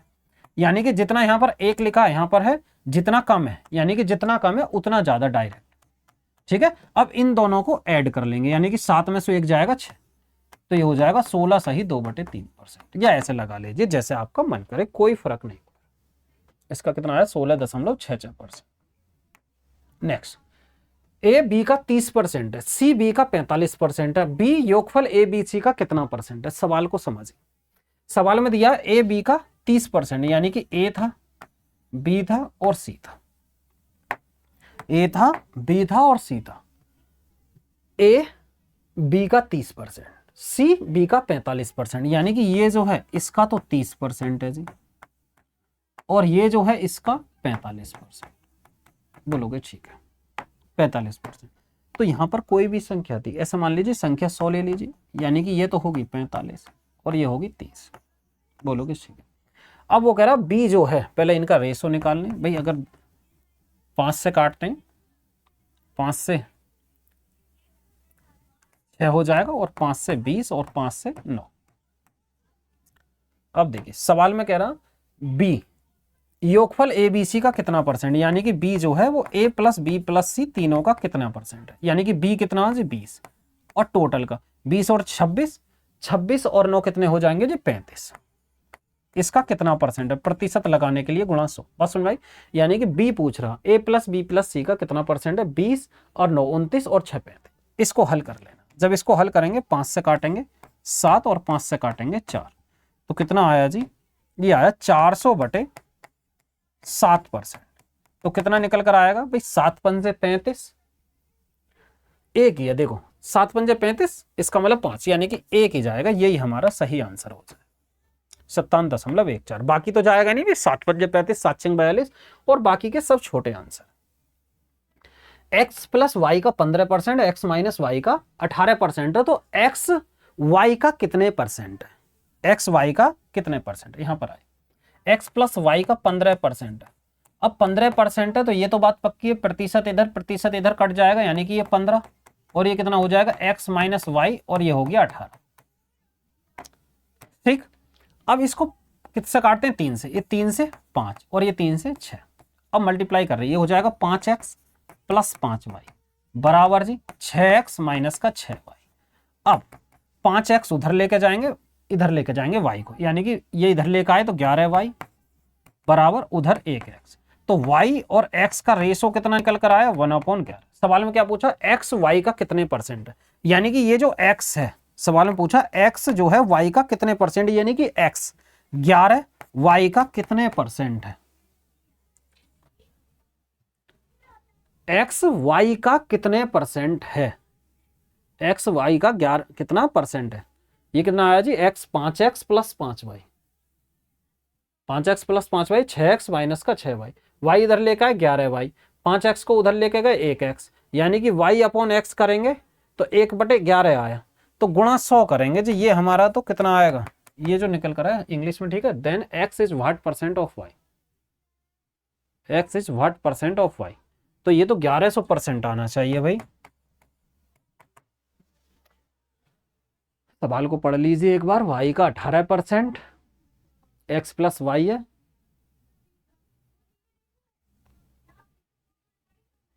छः एक्स माइनस 6y, 6 और 5 11, y अपॉन x 1/11, या ठीक है, ठीक है। ऑप्शन में कुछ मिस्टेक हो सकती है, या फिर इस सवाल में ये पूछा गया होगा। अगर हम ऑप्शन की बात करें, ऑप्शन के अकॉर्डिंग चलें, तो यहाँ पर ये पूछा गया होगा कि इसको काट दीजिए, फिर अगर ऑप्शन को ठीक करना तो भाई जब आ सकता, यानी कि ये बताना है इसको y x का कितने परसेंट है, y x का कितना परसेंट है, फिर तब तो आ सकता कितना परसेंट, ठीक है, तब आ सकता, यानी कि y x का, तो 1/11 किसके बराबर, 11 सही 1/9 सही 1/11%, ये वाला, तब तो पॉसिबिलिटी है, ठीक है, वरना नहीं। ठीक, और कमेंट करके माध्यम से बताना जो भी आप बताना चाहो इस सवाल पर। नेक्स्ट देखिए, ये कह रहा है x की आय y की आय से 40% कम है, x की आय y की आय से 40% कम है, x की जो आय है 40% कम है, तो 40% की वैल्यू किसके बराबर होती है, 2/5। x और y थे, यानी कि x और ये y, जिससे पूछे किससे ज्यादा, अभी y से, वो क्या है जी नीचे, यानी कि बेस वैल्यू क्या होती है, जिससे तुलना करते हैं, जिसके सापेक्ष देखते हैं, तो y से, तो y की वैल्यू 5, तो 2 कम है, तो x की वैल्यू कितनी हो जाएगी 3। तो y की आय x की आय से लगभग कितने प्रतिशत अधिक है, ये पूछ रहा है y की जो आय है वो x से कितना ज्यादा, यानी कि 2 ज्यादा बटे 3, ये 2/3 66 सही 2/3%, यानी कि 6.67%। दूसरी बात मैंने ये बताया था, यहीं की यहीं आप कर सकते हो, 2/5 है तो जितना कम उतना ज्यादा, 2 ऊपर लिखेंगे और इन दोनों को ऐड कर लेंगे, यानी कि -2 और 5 है, तो ये कितना हो जाएगा जी 3 का अंतर, और 2/3 66 सही 2/3%, ठीक है। जब भी आपसे पूछे कि ए की आय बी की आय से इतनी कम है, तो बी की आय उसका आय से कितने अधिक होगी, इस तरीके के सवाल जब भी आए, यानी कि जो भी है, जहां 2 कम यहाँ 2 ज्यादा, इन दोनों को ऐड करिए, यानी कि 5 में से 2 जाएंगे जी 3 आया, ठीक है। अगर यहाँ प्लस होता तो माइनस, फिर घटा देते, समझ आई उस तरीके से। तो यहाँ ऐसा करिए x और 3:5 और 2/3, यानी कि y जो है 3 का कितने परसेंट, 66 सही 2/3%, इसको ही उठा लीजिए, कभी इस पर सस्पेंस में जो जल्दी शॉर्ट हो गया ज्यादा, यह है जी 66 सही 2/3। अब नेक्स्ट ए की आय बी की आय से 40% कम है और बी की आय यानी कि ए बी सी 3 लोग हैं, अब की बार जी ए बी सी 3 लोग हैं। ए की जो आय बी की आय से 40% कम, बी की आय सी की आय से 25% अधिक, यानी कि ये कह रहा भाई बी की जो आय है वो सी की आय का 25%, ठीक है। और जबकि ये कह रहा ए की आय बी की आय से आय का 40%, इस तरीके से दिया हुआ, यानी कि ये इसका 40% और सी की आय का, बी की आय जो है वो सी की आय का 25% है। ऐसा समझो ए की आय सी की आय का कितने परसेंट है, ए और सी की बात कर। अगर मैं ये कह लूं ये 100 है, बोलोगे ठीक है 100, बी की आय कितनी हो जाएगी 25%, ये 25 हो गया। अब वो कह रहा है ए की आय बी की आय का 40%, तो इसका 40%, 25 चौका 100 यानी कि 10। 40% कितना आएगा 40%, 25 का 40% यानी कि 2/5, 10। समझ आई बात? ये 100 है तो 100 का 25% कितना आया 25। वो कह रहा है ये इसका 40%, ये निकल कर आया 40%, ये 25 का 40% और ये 25%। अब इसका रेशो निकाल लीजिए, ये 2 और ये 5 और ये 20, ठीक है। सवाल में पूछा कि ए की आय सी की आय का कितना परसेंट है, यानी कि ये जो ए है, ए और सी की बात करना है, यानी कि ए की आय सी की आय का कितने परसेंट, यानी कि 1/10 आएगा और 10% आता है इसका वैल्यू। ए की आय पूछा, यानी कि ये जो 2 है ये 20 का कितने परसेंट, यानी कि 1/10 बराबर 10%। समझ आई बात? ठीक है। 1/10 प्रतिशत लगाने के लिए हम गुणा 100 करते हैं। सोचते हो कि सर कैसे कर दिया, अरे प्रतिशत लगाने के लिए गुणा 100 करते हैं, तो ऐसे कर सकते हो ना। तो 10% हम डायरेक्ट लिख रहे हैं, आपको फ्रैक्शन वैल्यू आपने याद नहीं की क्या? आपको एक एक वैल्यू याद होनी चाहिए, ठीक है। 2/20, 1/10 यानी कि 10%। नेक्स्ट, ए बी से 20% अधिक है, बी सी से 40% अधिक है और सी डी से 60% कम। इस प्रकार निम्न में से कौन सा सही है? यहां पर आइए सवाल, ए बी और सी और डी 4 संख्याएं, इधर मैं लिखे लेता हूं। ए है, बी है, ये है जी ए, ये है जी बी और ये है सी और ये है डी,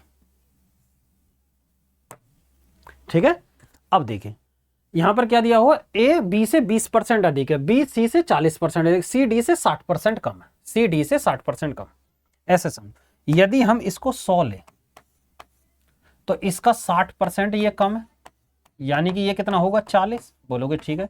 और ये वाला बी सी से 40% अधिक, ये 40%, तो इसका 40% कितना आएगा 4 चौक 16, 40 का 40% 16, 16 इसमें जोड़ेंगे 56।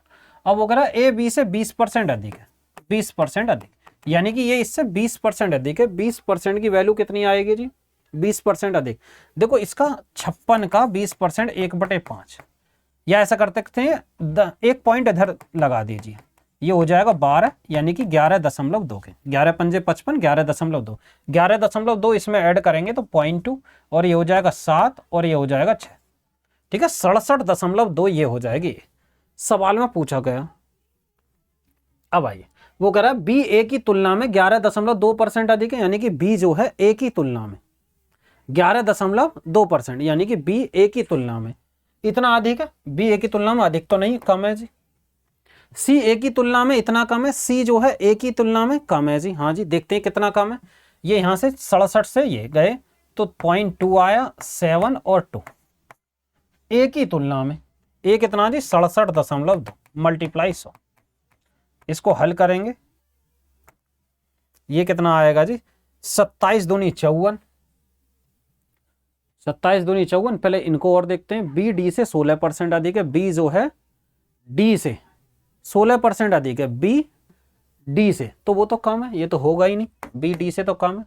ए डी से इतना कम है, यानी कि ए डी से कम है, यानी कि यही दो पॉसिबिलिटी है, ए डी से कितना कम है। इन दोनों में अंतर देखिए, ए डी से कितना कम है जी 100 में से ये घटाते हैं, ऐसे समझिए 100 में से 68 घटा दीजिए, ये 67.2 और इधर 100 है, तो एक ही बात कर रहा है, इन दोनों में से घटाइए जी, 100 में से सीधा 68 घटाइए, 68 और 2 70, यानी कि 32 और 32.8 आ जाएगा, 32.8 आया,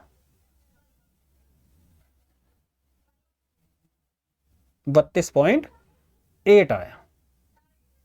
अब ये किसका जी, डी का, डी बटे 100 मल्टीप्लाई 100, तो ये ठीक है, यानी कि ये नहीं आ रहे 32.28%। तो इसको हमने इस वजह से नहीं आया, कैलकुलेशन ज्यादा हार्ड लग रही थी, तो थोड़ी देर के लिए रोक देते हैं। ए डी से 32.8% है, यानी कि ए डी से कितना कितना कम है जी, 32.8, और 32.8 100 का कितने परसेंट हो जाएगा, उतना ही हो जाएगा। तो ये हमारा ठीक है जी, ये भी गलत होगा, यानी कि ये वाला पॉइंट हमारा ठीक है, डी ऑप्शन। समझ आई, फिर से समझो। ए बी सी डी 4 संख्याएं थी, ए 67.2, बी 56 और सी 40 और डी 100, इस तरीके से दिया हुआ था। वो कह रहा है सी जो है डी से 60% कम, बी इससे 40% अधिक, ये 20% अधिक, ये हमने निकाल लिया। उसके बाद हमने देखा कि भाई बी ए से इतनी तुलना में इतना अधिक है, तो प्रतिशत पे क्यों जाए, पहले ये देखो बी ए से ज्यादा है, बी ए से कम है, ये गलत हो जाएगा। इसी तरीके से बी डी से 16 अधिक है, बी डी से 16 अधिक है, यानी कि बी डी से कम है, तो 2 बचे, इन दोनों में से एक आ गया, ये वाला ठीक बैठा। वेतन वितिन के वेतन का 25% अधिक है, फिर से समझो, नितिन का वेतन विनीत के वेतन से 25% अधिक है, 25% अधिक, तो ये कितना आ जाएगा जी, ये हो जाएगा +1/4, 25% की वैल्यू। ये कह रहा है विनीत का वेतन नितिन के वेतन से कितना प्रतिशत कम है, जस्ट इसका उल्टा पूछ रहा है, यानी कि विनीत का वेतन, मैंने क्या बताया, यहाँ प्लस है, जितना अधिक उतना ही कम। अब 4 में से ये हो जाएगा 4 और 1 5, 4 और 1 5, इन दोनों को ऐड कर देंगे, यानी कि प्लस है तो ऐड करेंगे, माइनस है तो घटा देंगे, तो 1/5 किसके जी, 20%, यानी कि 20% कम है। दूसरी बात बिल्कुल सिंपल समझो, यानी कि एक था जी नितिन, एक था जी विनीत, ठीक है, इसमें सस्पेंस जा रहे हो तो नितिन का वेतन विनीत के वेतन से 25% अधिक है, जिससे तुलना करते हैं वो होती है ये वैल्यू, ठीक है। तो विनीत की कितनी है जी, विनीत के वेतन से 25%, विनीत के पास थे 4, तो और नितिन के पास कितने हो जाएंगे, 5। सवाल में क्या पूछा, विनीत के पास जो है, विनीत जो है नितिन से कितना कम है, 1 कम है, किससे जी, 5 से, 1/5 की वैल्यू 20%, ठीक है। प्रतिशत लगाने के लिए हम गुणा करेंगे, तो 1/5 हमने डायरेक्ट लिख दिया है 20%। फ्रैक्शन वैल्यू याद कर लीजिए, ठीक है, फ्रैक्शन वैल्यू याद कर लीजिए, 1/5 की वैल्यू होती है जी 20%, यदि हम गुणा 100 करेंगे, ये हो गया 20%, समझ में आ गया। चलिए नेक्स्ट पॉइंट पर, ये हो गया जी हमारा। आप किसी भी तरीके से कर लेना, आप डायरेक्ट करना 1/4, जितना कम जितना ज्यादा उतना कम, और इन दोनों को ऐड करेंगे 5। अगर यहां पर होता पहले -5/5, फिर आपको निकालना, तो जितना कम उतना ज्यादा, और फिर 5 में से एक जाएगा 4, तो 25%। समझ में आई ना, इस तरीके से। नेक्स्ट, यदि 5/8 से विभाजित होने वाली संख्या को 5/8 से गुणा किया जाए तो वृद्धि प्रतिशत क्या है। यानी कि पहले एक संख्या थी जी 5/8, और उसको गुणा गलती से कर दिया जी 5/8 से। 5/8 से विभाजित होने वाली संख्या, यानी कि 5/8 से, अगर हम किसी संख्या को 5/8 से भाग कर रहे हैं, तो यानी कि 8/5 से गुणा करेंगे। कहने का मतलब ये, यानी कि कोई भी संख्या थी एक, उसको हम पहले 8/5 से गुणा करनी थी, तो ये कितना हो गया 8/5, और होने वाली संख्या को 5/8 से गुणा कर दिया, यानी कि इसे क्या करना था 8/5 से गुणा, और कर दिया कितने जी 5/8 से। पहली संख्या और दूसरी संख्या ये 2 बनी। अगर हम ये करेंगे रेशो, 8 की मल्टीप्लाई इधर कर देंगे 64, और 5 की कर देंगे इसमें, यानी कि 25 आए। तो वो कह रहा है वृद्धि प्रतिशत क्या है, 5/8 से विभाजित होने वाली संख्या को 5/8 से गुणा कर दिया जाता,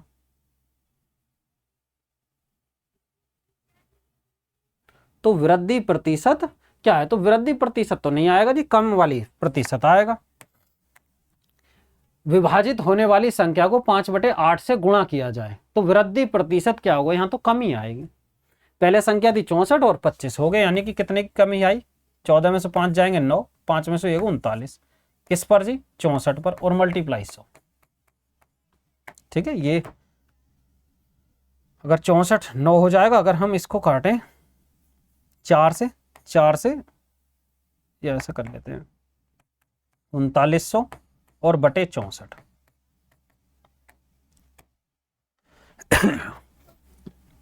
4 से काटते हैं, 4 से 9 बार 36, 36 बचा 3, 4 7 28, 4 5 20, 4 से 16, 16 छिक्का 96, 0 60 दशमलव समथिंग आएगा, पर ये कम आएगा।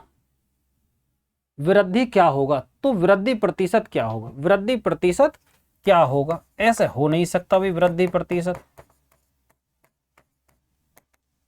36, 3 4 12 और 3 56, 156% तब आएगा। सवाल को मैं एक बार फिर से पढ़ता हूँ। यदि 5/8 से विभाजित होने वाली संख्या को 5/8 से गुणा किया जाए तो वृद्धि प्रतिशत क्या होगा। ठीक है, ये वृद्धि प्रतिशत पूछ रहा, वृद्धि प्रतिशत, ये प्रतिशत त्रुटि नहीं पूछ रहा, हम प्रतिशत त्रुटि निकाल रहे थे। प्रतिशत त्रुटि, प्रतिशत त्रुटि क्या होता है जी, प्रतिशत त्रुटि होता है जो भी कमी होती है वो, यानी कि जो भी मिस्टेक होती है उसमें, वो सवाल में प्रतिशत त्रुटि नहीं पूछ रहा।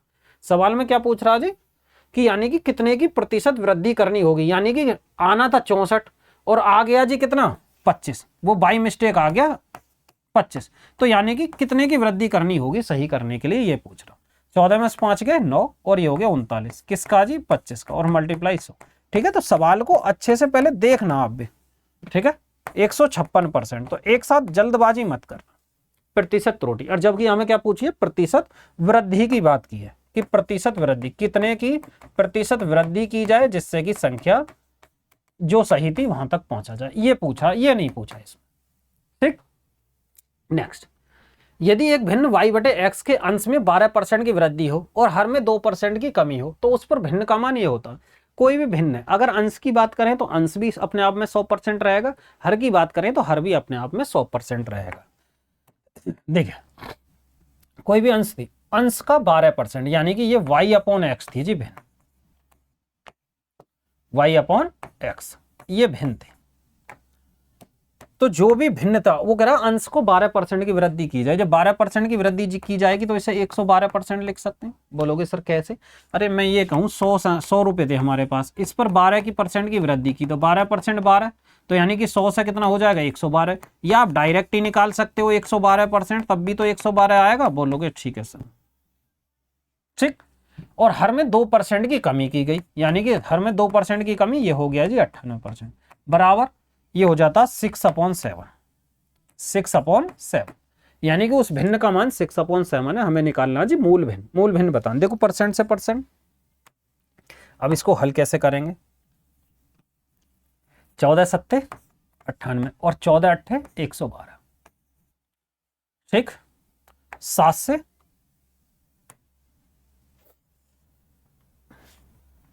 से 7, 2 से 4 और 2 से 3, यानी कि y/x की वैल्यू कितनी निकल कर आई 3/4, 3/4 हमारा सही जवाब निकल कर आया। समझ में आ गई बात।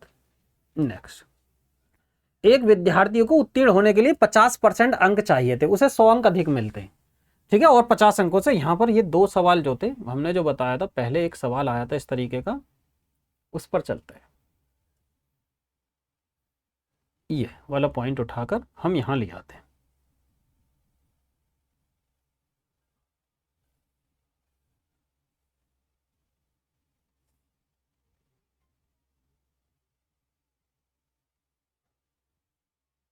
ठीक है, ये एक और सवाल किया था इस टाइप का, उसको भी यहीं लगा देते हैं हम,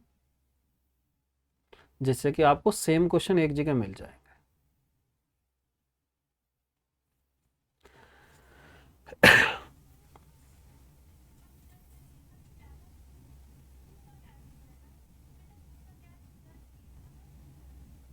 देखिए, ठीक है, ये हमने कंसेप्ट बता दिया था पहले, एक सवाल आया था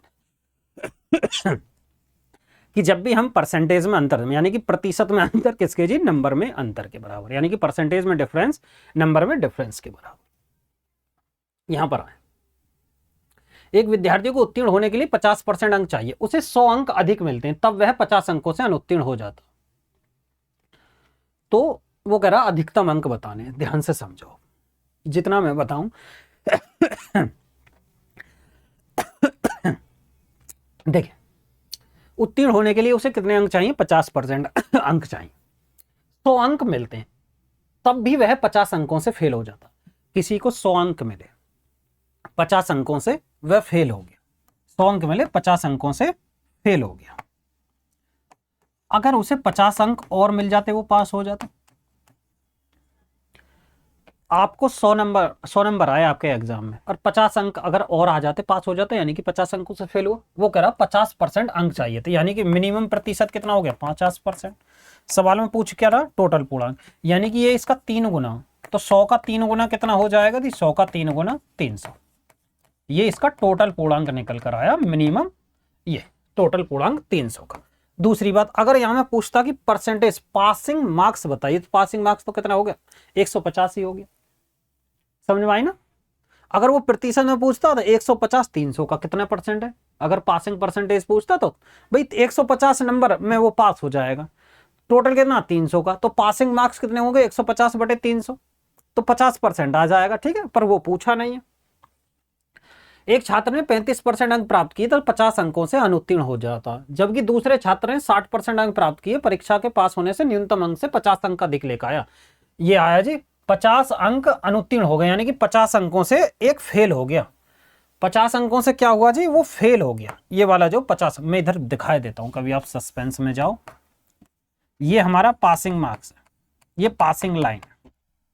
जब ये पासिंग लाइन है, यहां पर समझिए ये 35% अंक प्राप्त किए थे, यानी कि एक ने करे जी कितना 35% अंक। जैसे ही उसके 35% अंक मिले, वो कितने अंकों से फेल हो गया जी, 50 अंक वो फेल हो जाता, 50 अंक से फेल, यानी कि 50 अंक इस लाइन से पहले रह गया, इस वजह से वो फेल हो गया। दूसरा, अगर हम कहें कि वो जो है 60% अंक लेकर आता है, जब 60% अंक लेकर आता है तो वो 50 अंक अधिक लेकर आता, यानी कि 50 अंक और अधिक लिया था इस लाइन से। तो मैंने बताया था कि परसेंटेज का अंक, प्रतिशत का अंक नहीं, प्रतिशत का अंक नहीं, सॉरी, परसेंटेज में अंतर और नंबर में अंतर के बराबर। तो परसेंटेज में अंतर कितना 35 और 60 में अंतर कितने का 15%, 60 और 25% का, यानी कि 25% की वैल्यू किसके बराबर होएगी जी, क्यों 25% की वैल्यू, ऐसे भी समझाता हूं। 35% से 60% तक गए, तो यहां से यहां तक जाने में कितने की वृद्धि हुई जी, 35 से 60 पर जाने के लिए, 35 से 60 पर जाने के लिए 25% की वृद्धि।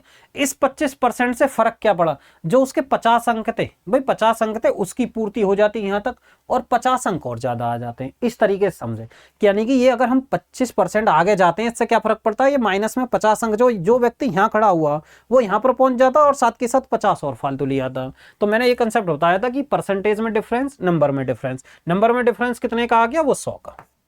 सवाल में पूछा क्या है, वो कह रहा परीक्षा के अधिकतम अंक बताइए, टोटल पूर्णांक आपको बताना, यानी कि ये इसका 4 गुना, तो 100% का 4 गुना कितना होगा जी 400, ये 400 आया।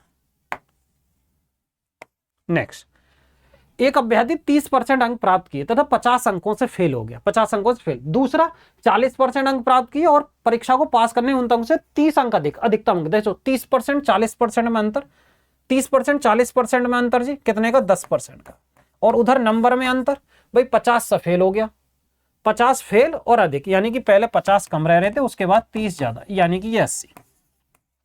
ये इसका कितना जी 8 गुना, यानी कि 100% का 8 गुना कितना निकल कर आएगा 800। ये कितना हो जाएगा, करेक्ट आंसर 800। समझ में आ रही है ना बात, ठीक है, समझ में चीजें आ रही हैं।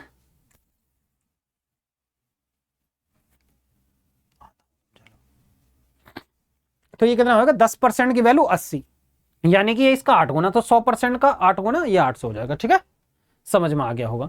अब नेक्स्ट पर, ए तथा बी ने परीक्षा दी, ए को 60% अंक प्राप्त किए तथा उसके अंक उत्तीर्ण होने के लिए आवश्यक अंकों से 84 अंक अधिक थे, यानी ए ने 60% अंक प्राप्त किए और बी को 35% अंक प्राप्त किए, अंकों से 63% कम थे, यानी कि एक को 84 अधिक और दूसरे को जी 63 कम।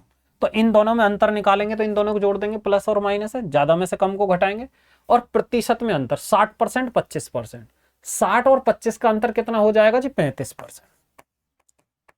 ठीक है, 35, ये आया जी 35, और इन दोनों में अंतर कितना आएगा 7 और 8 6 14, 147। अब वो कह रहा परीक्षा के लिए आवश्यक अधिकतम अंक, अधिकतम अंक बताने, यानी कि टोटल पूर्णांक निकालना, तो 100% की वैल्यू निकालनी। अब ध्यान से समझो, ऐसे कर सकते हैं, अगर मैं 7 से इसको 5 बार काटूं, 7 से ये, तो यानी कि ये हो जाएगा 1% की वैल्यू।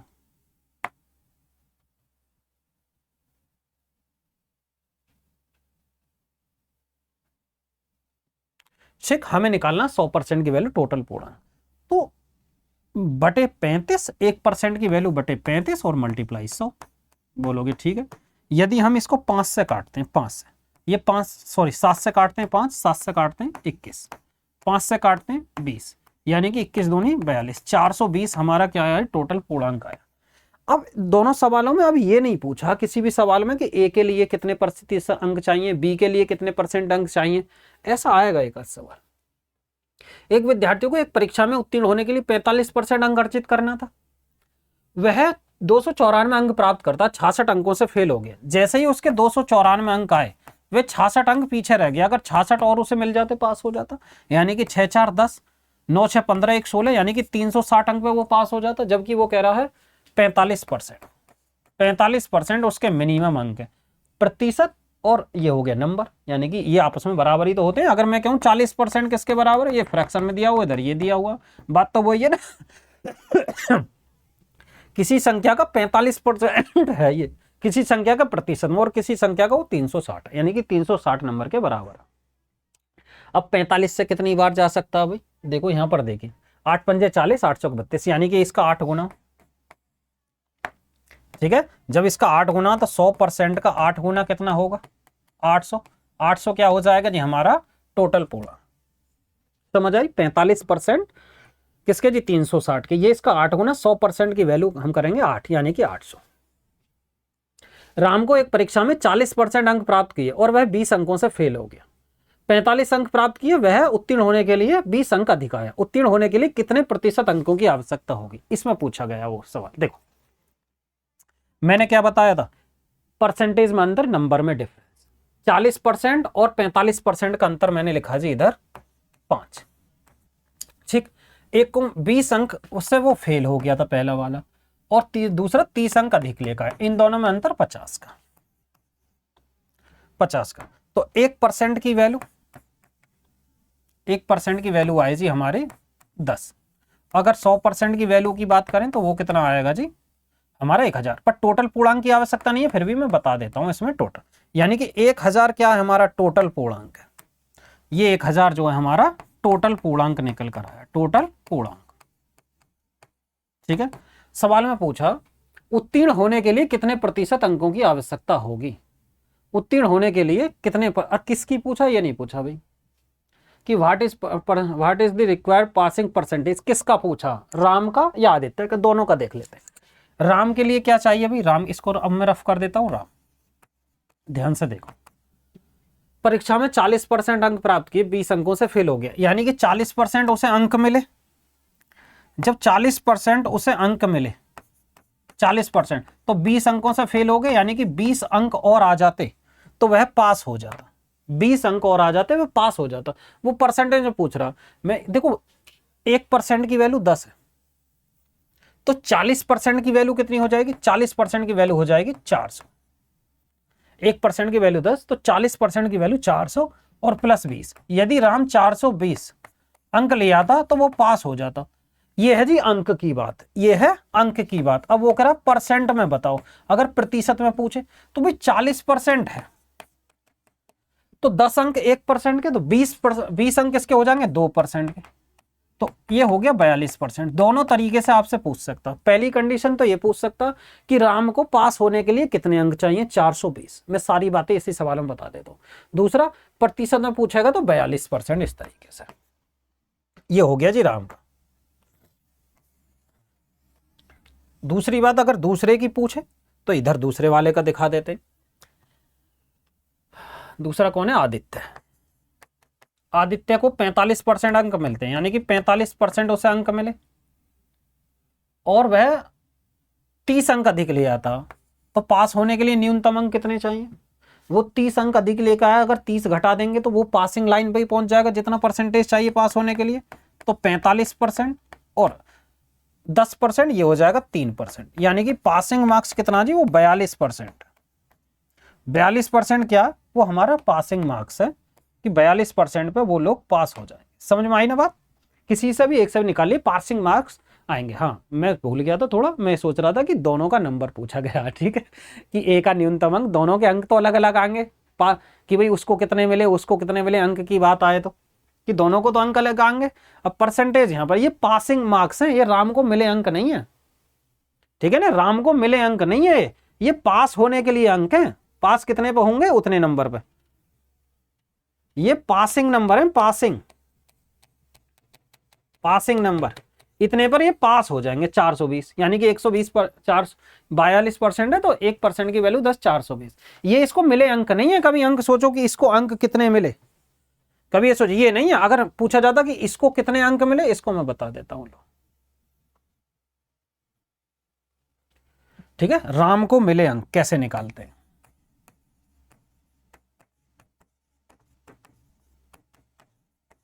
इसको कितने मिले होंगे, राम को मिले अंक, राम को कितने अंक मिले जी, 40% अंक प्राप्त हुए, 20 अंकों से फेल हो गए, यानी कि 40% थे, 40% अंक मिले थे। ठीक है, 40% ही तो मिले थे उसे, तो 40% निकाल देंगे टोटल का, वो उसको मिले अंक हो जाएंगे, दूसरे को 45% वो आ जाए। नेक्स्ट, अब आते हैं जी किस पर,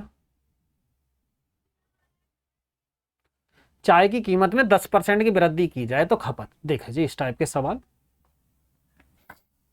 पहले यहां समझिए, पहले एक कंसेप्ट समझे। कंसेप्ट ये है कि वो करा खपत, खपत है ना, जो हमारा खर्चा बराबर जो होता है वो किसके बराबर होता है, यानी कि एक्सपेंडिचर जो होता है हमारा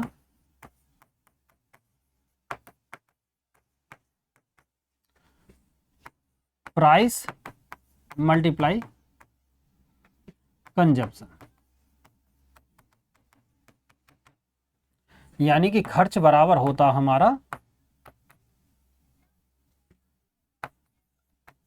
प्राइस मूल्य गुणा खपत, खपत। ठीक है, इस बात को हम ऐसे लिख सकते हैं, ई बराबर पी गुणा सी। अब कैसे, यानी कि यदि खर्च हमें हमारा बराबर ही रहे, खर्च यदि बराबर रहे तो उस कंडीशन में एक चीज बढ़ती है दूसरी कम होती है। कैसे होती है इस बात को समझते हैं। मैं कहूं कि किसी वस्तु का मूल्य 40 रुपये पर केजी था, 40 रुपये पर केजी था, उसकी खपत कितनी थी, वो 3 किलोग्राम खपत कर रहा था। टोटल कितना हो जाएगा जी हमारा, ये ऐसे समझो 10 किलोग्राम वो खपत कर रहा है, 10 केजी, तो टोटल खर्चा कितना हो जाएगा 400। अब हमें 400 तो खर्चा सेम ही रखना, मैं ये कहूं कि इसको बढ़ाकर मैंने कम कर दिया, यानी कि जो 40 रुपये पर केजी है सामान, उसको मैंने बढ़ाकर रेट बढ़ा दिया। जब मैंने इसका रेट बढ़ा दिया जी कितना, ऐसा कर लेते हैं यार, रेट 400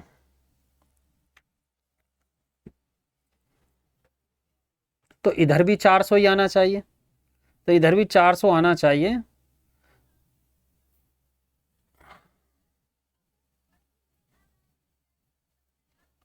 तो ऐसी कौन सी क्या लगे यहाँ, 10 की जगह क्या लिखें, 40 की जगह, ऐसे अपने अकॉर्डिंग लिख रहा हूँ 40, जिससे कि 400 ही आ जाना चाहिए।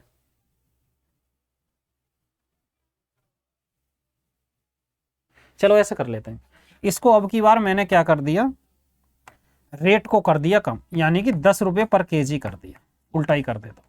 और दूसरा इसको क्या कर दिया जी मैंने, इसको कर दिया 40 केजी, यानी कि जैसे ही हमारा रेट कम हुआ खपत बढ़ गई, यानी कि ये दोनों एक दूसरे के उल्टे होते हैं।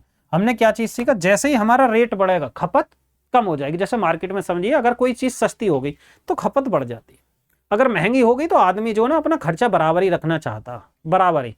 यानी कि समझो आपके जो किचन का ही सामान ले लीजिए, चीनी का मूल्य अगर बढ़ जाता है तो फिर आदमी खपत कम करेगा, क्योंकि उसको खर्चा बराबर रखना। कोई व्यक्ति ये सोचेगा मुझे तो इतने ही रुपये का खर्चा करना, जब इतने ही रुपये का खर्चा बराबर करना है तो वो खपत को कम कर देगा। ठीक है, अगर जब खर्चा बराबर रखना और पता बड़ी सस्ती चीज होगी तो उस समय उस कीमत उस वस्तु को ज्यादा यूज करने लग जाएगा। कहने का तात्पर्य है, यानी कि अगर जैसे ही हमने रेट कम किया खपत बढ़ गई, ये मैं समझाना चाह रहा हूं। यानी कि ये एक दूसरे के उल्टे होते हैं। उल्टे कहते हैं, जैसे प्राइस की बात करें, प्राइस पहले कितना जी 40 रुपये, 40 रुपये से कहां पहुंचा 10 रुपये, इन दोनों का रेशो कितना, रेशो है जी हमारा 4:1। ठीक है, दूसरी बात अगर हम खपत की बात करें, खपत कितनी थी, वो हो गई जी 10, 10 से हम कहां पहुंचे जी 10 से 40 केजी पे, पहले 40 केजी, अब की बार 40, तो 1:4, यानी कि ये हो जाएगा 1:4 के। यानी कि जो हमारा मूल्य है और खपत वो एक दूसरे के उल्टे होते हैं। तो हम इस बात को ये दिखा सकते हैं, इस बात को ये कह सकते हैं, जो प्राइस है वो किसके जी, खपत के उल्टे होते हैं। इसी तरह की जो हमारी खपत है वो प्राइस की उल्टी होती है। ये मैं समझाना चाह रहा इस बात। समझ में आ गया ना पॉइंट? बोलोगे ठीक है। एक चाय की कीमत में 10% की वृद्धि हुई। ज्ञात कीजिए कि इसी गृहस्थ को चाय की खपत में कितने प्रतिशत की कमी करनी होगी जिससे कि खर्च में वृद्धि ना हो, जिससे कि खर्च में वृद्धि ना हो। कीमत में वृद्धि हो रही है, कीमत में वृद्धि होती है प्राइस में, यानी कि 10% की वृद्धि हुई। जब 10% की वृद्धि हुई तो हम कह सकते हैं 1/10, यानी कि हम 10 से कहां पहुंच गए, 11। ठीक है, तो वो कह रहा खपत में कितने प्रतिशत की कमी करनी होगी, जबकि खपत क्या हो जाएगा जी, खपत का रेस उल्टा हो जाएगा, 11:10। बोलोगे ठीक है। तो अब यहां से लेकर यहां तक गए हम, खपत में कितने प्रतिशत की कमी करनी होगी जी, 11 से हम 10 के गए, यानी कि 1 की, किस पर जी, 11 पर, यानी कि 9 सही 1/11% आप डायरेक्ट लगा सकते, 9 सही 1/11%। समझ आई बात? आपको इतना भी करने की आवश्यकता नहीं, आप ऐसा भी कर सकते थे, मैंने अभी बताया था। जैसे खपत में कितने की वृद्धि हुई, 10% की वृद्धि हुई, 10, तो 10% की वैल्यू होती है 1/10 के। ठीक है, मैंने बताया था आपको कि कितने खपत की कमी होगी, यानी कि खपत की कमी, यानी कि जितना अधिक है उतना कम करिए, और 10 में से मैं 1 जोड़ दिए, 1/11, यानी कि 9 सही 1/11% की कमी होगी जी खपत में। समझ में आई ना बात? इसी बात को आप ऐसे भी कर सकते हो, कोई ज्यादा टेंशन मत लीजिए, यानी कि 10 से हम गए 11 पर, और 11 से हमें वापस 10 पर ही आना है। समझो किसी व्यक्ति का खर्चा 10 रुपए का, 10 से बढ़कर 11 होगा, पर व्यक्ति खर्चा बराबर रखना चाहता, तो खर्चा बराबर रखना चाहता यानी कि 11 से वो 10 पर ही आना चाहता, तो 1 की कमी करनी होगी किस पर जी, 11 पर, तो 9 सही 1/11%। किसी भी तरीके से आप समझ सकते हो। ये वाला रेस हो प्राइस का 10 से 11, 11 से 10 हो जाएगा, बात वही है। ठीक है, ये वाला जो पॉइंट है इसको और माइंड में रखो तो और जल्दी फिक्स है और शॉर्ट है कि हम 10 से 11 पर पहुंचे, खर्चा हो गया 10 से हमारा 11, जब 10 से 11 खर्चा हो गया तो 11 से हमें 10 पर ही आना, क्योंकि 10 रुपये हमें खर्च करना चाहता, तो 1 की कमी करनी होगी 11 पर, 9 सही 1/11%, बात खत्म। 20% घटाया जाता, मूल्य जो है 20% घटाया जाता, यानी कि 20% की वैल्यू कितनी है जी, वो है जी 1/5, यानी कि 5 से हम कहां पर पहुंचे, 4। ध्यान से समझो, यानी कि मूल्य जो 4, पहले 5 रुपये खर्चा हो रहा था, अब कितना जी, 4 रुपये। जबकि वो कह रहा कि खपत कितने प्रतिशत बढ़ाया जाए जिससे कि वह समान रहे, खर्चा करना समान। तो भाई हम कह रहे हैं 5 से 4 पर गए, तो वो कह रहा नहीं मुझे तो 5 रुपए ही खर्च करना, तो कितने की, 1 की वृद्धि करनी होगी किस पर जी, 4 पर, 1/4% की वैल्यू 25%। समझ में आया? हम गए 5 से 4, पहले 5 रुपए खर्चा हो रहा था, अब हो रहा 4 का। वो कह रहा ना मुझे तो खर्चा समान रखना, तो 4 से हम 5 पे जाएंगे, 1 की वृद्धि करनी होगी 4 पर, बराबर 25% के। नेक्स्ट, 25% की बढ़ोतरी करने पर, यानी कि 25% की बढ़ोतरी करने पर 25% की वैल्यू 1/4, यानी कि 4 से 5 पे गए, पहले 4 रुपए खर्च हो रहे थे, अब हो रहे 5 रुपए खर्च। वो कह रहा है ना जी मुझे तो खर्चा समान रखना, जब खर्चा समान रखना तो 5 से हम कहां जाएंगे, 4 पर, तो 1/5% की कमी करनी होगी 20%। 20% क्या हो जाएगा, सही। समझ में आ रही है बात? 25% 1/4, यानी कि 4 पहले खर्च हो रहे थे, अब कितने हो गए, 5। जो उसका खर्चा है, खर्चा बढ़ जाता, 4 से 5 हो गया खर्चा। अब वो कह रहा खर्चा हमको समान रखना, यानी कि 5 से हमें 4 पर ही जाना, तो 1 की कमी 5 पर और 20%। नेक्स्ट, मूल्य 25% बढ़ा दिया जाता है, ये भी सेम है। 20% की वृद्धि की जाती है, यानी कि 20% देखिए, कीमत में 20% की वृद्धि की जाती है, यानी कि 1/5। 5 से कहां पहुंच गए हम, 6 पर पहुंच गए। तो वो कह रहा ना मुझे तो खर्चा समान रखना जी, पहले 5 रुपए खर्च हो रहे थे उसके, अब 6 रुपए खर्च हो रहे हैं, पर वो कह रहा ना मुझे तो समान खर्च रखना, यानी कि 1 की कमी करनी होगी किस पर जी, 6 पर, यानी कि 16 सही 2/3%। कुछ सोचना ही नहीं है। दूसरी बात एक चीज और बता देते हैं, 100 से भी और बता देते हैं इन सवालों को। जितना या कम ज्यादा की बात करें वो लिखो ऊपर, यानी कि 20% ज्यादा कर दिया जाता तो 20 ऊपर लिखिए, ठीक है, 20 ऊपर, और नीचे 100 में ही 20 जोड़ कर लिखिए, तो 1/6 यानी कि 16 सही 2/3%। हम इस सवालों को ऐसे भी दिखा सकते हैं, जैसे पहले वाले सवाल अभी करे थे हमने। जैसे यहाँ है, वो कह रहा कि 25% की बढ़ोतरी कर दी जाती है। जितना कम ज्यादा की बात करें, जैसे ज्यादा की बात करें तो ऊपर ज्यादा ही लिखा हमने, जैसे 25, और नीचे 100 में 25 जोड़कर लिख दिया, यानी कि 1/5, यानी कि ये किसके हो जाएगा, 20% के बराबर। ये दूसरा तरीका, अगर आप ऐसे करना चाहो तो ऐसे भी लगा सकते हो। यहां पर आइए इस वाले सवाल पर, वो कह रहा पहले 20% की कमी की जाती है, 20% की कमी, खर्चे पर जी 20% की घटा दिया जाता, मूल्य 20% कम हो जाता, तो कम या ज्यादा ऊपर, अब 20 की कमी है 20 ऊपर लिखिए, 20 की कमी है जी 20 ऊपर लिखिए, आप 20 ऊपर लिखा। अब की बार कमी की बात कर रहा, कि इतना परसेंट कम कर दिया जाता, 100 में से 20 घटाकर नीचे लिखिए 80, यानी कि 1/4 यानी कि 25%। आप इस तरीके से भी इन सवालों को कर सकते हो, ठीक है। 100 से भी लगा सकते हो या फ्रैक्शन से भी, जैसा आपका मन करे। जैसे मैं इसको बता देता हूँ, 25% की वृद्धि की जाती है, तो 25% की वृद्धि वो ऊपर और नीचे 100 में 25 जोड़ 125, तो 1/5 तो ये आ जाएगा 20%। कुछ करना नहीं है, इस तरीके से मैंने ये दूसरे टाइप से ये सवाल करा दिए, छोड़ दिया था सेम है।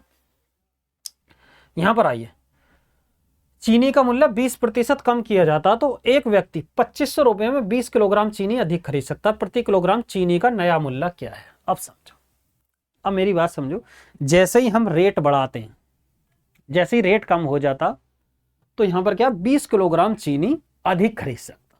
बोलेंगे जी ठीक है। अब एक बात समझो, 2500 रुपए थे तो टोटल उसका खर्चा कितना हो रहा था? 2500। जब 2500 रुपए उसका टोटल खर्चा हो रहा था तो कमी कितनी की हुई? 20% की कमी, यानी कि 2500 का 20% कम खर्चा होएगा व्यक्ति का, यानी कि 500 रुपए। तो 500 रुपए कम में वो सारा सामान आ जाएगा, ठीक है। पर उसको खर्चा समान रखना, जब खर्चा समान रखना, नया मूल्य बताना।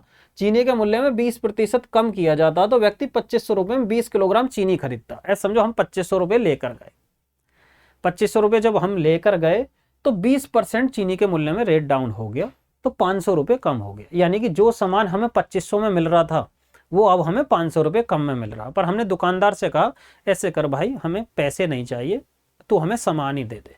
तो उसने इस 500 रुपए की वजह से 20 किलोग्राम चीनी दी। ऐसा ही तो हुआ।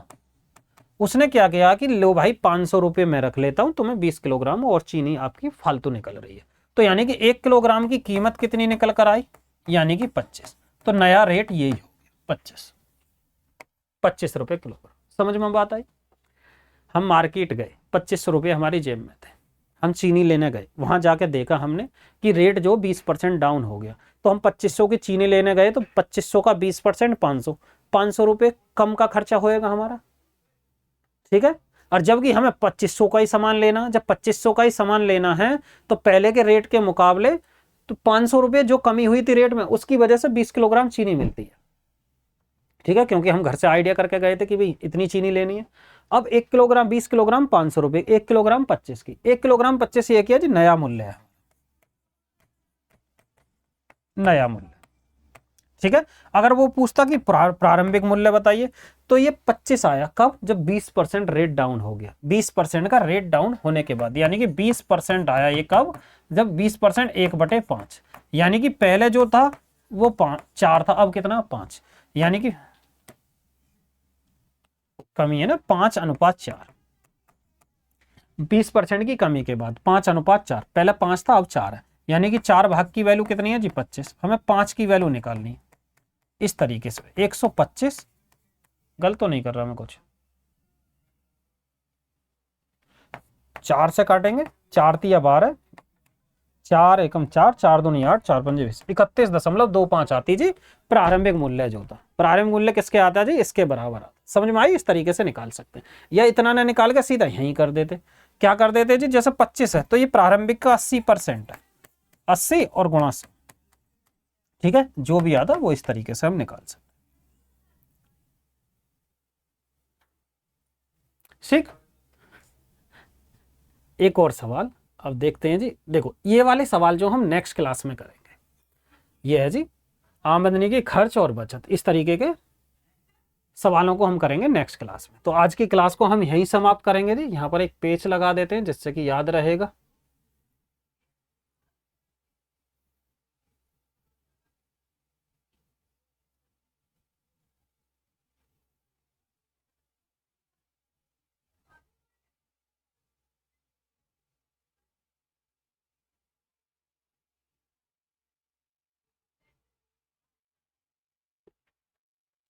ठीक है, अरे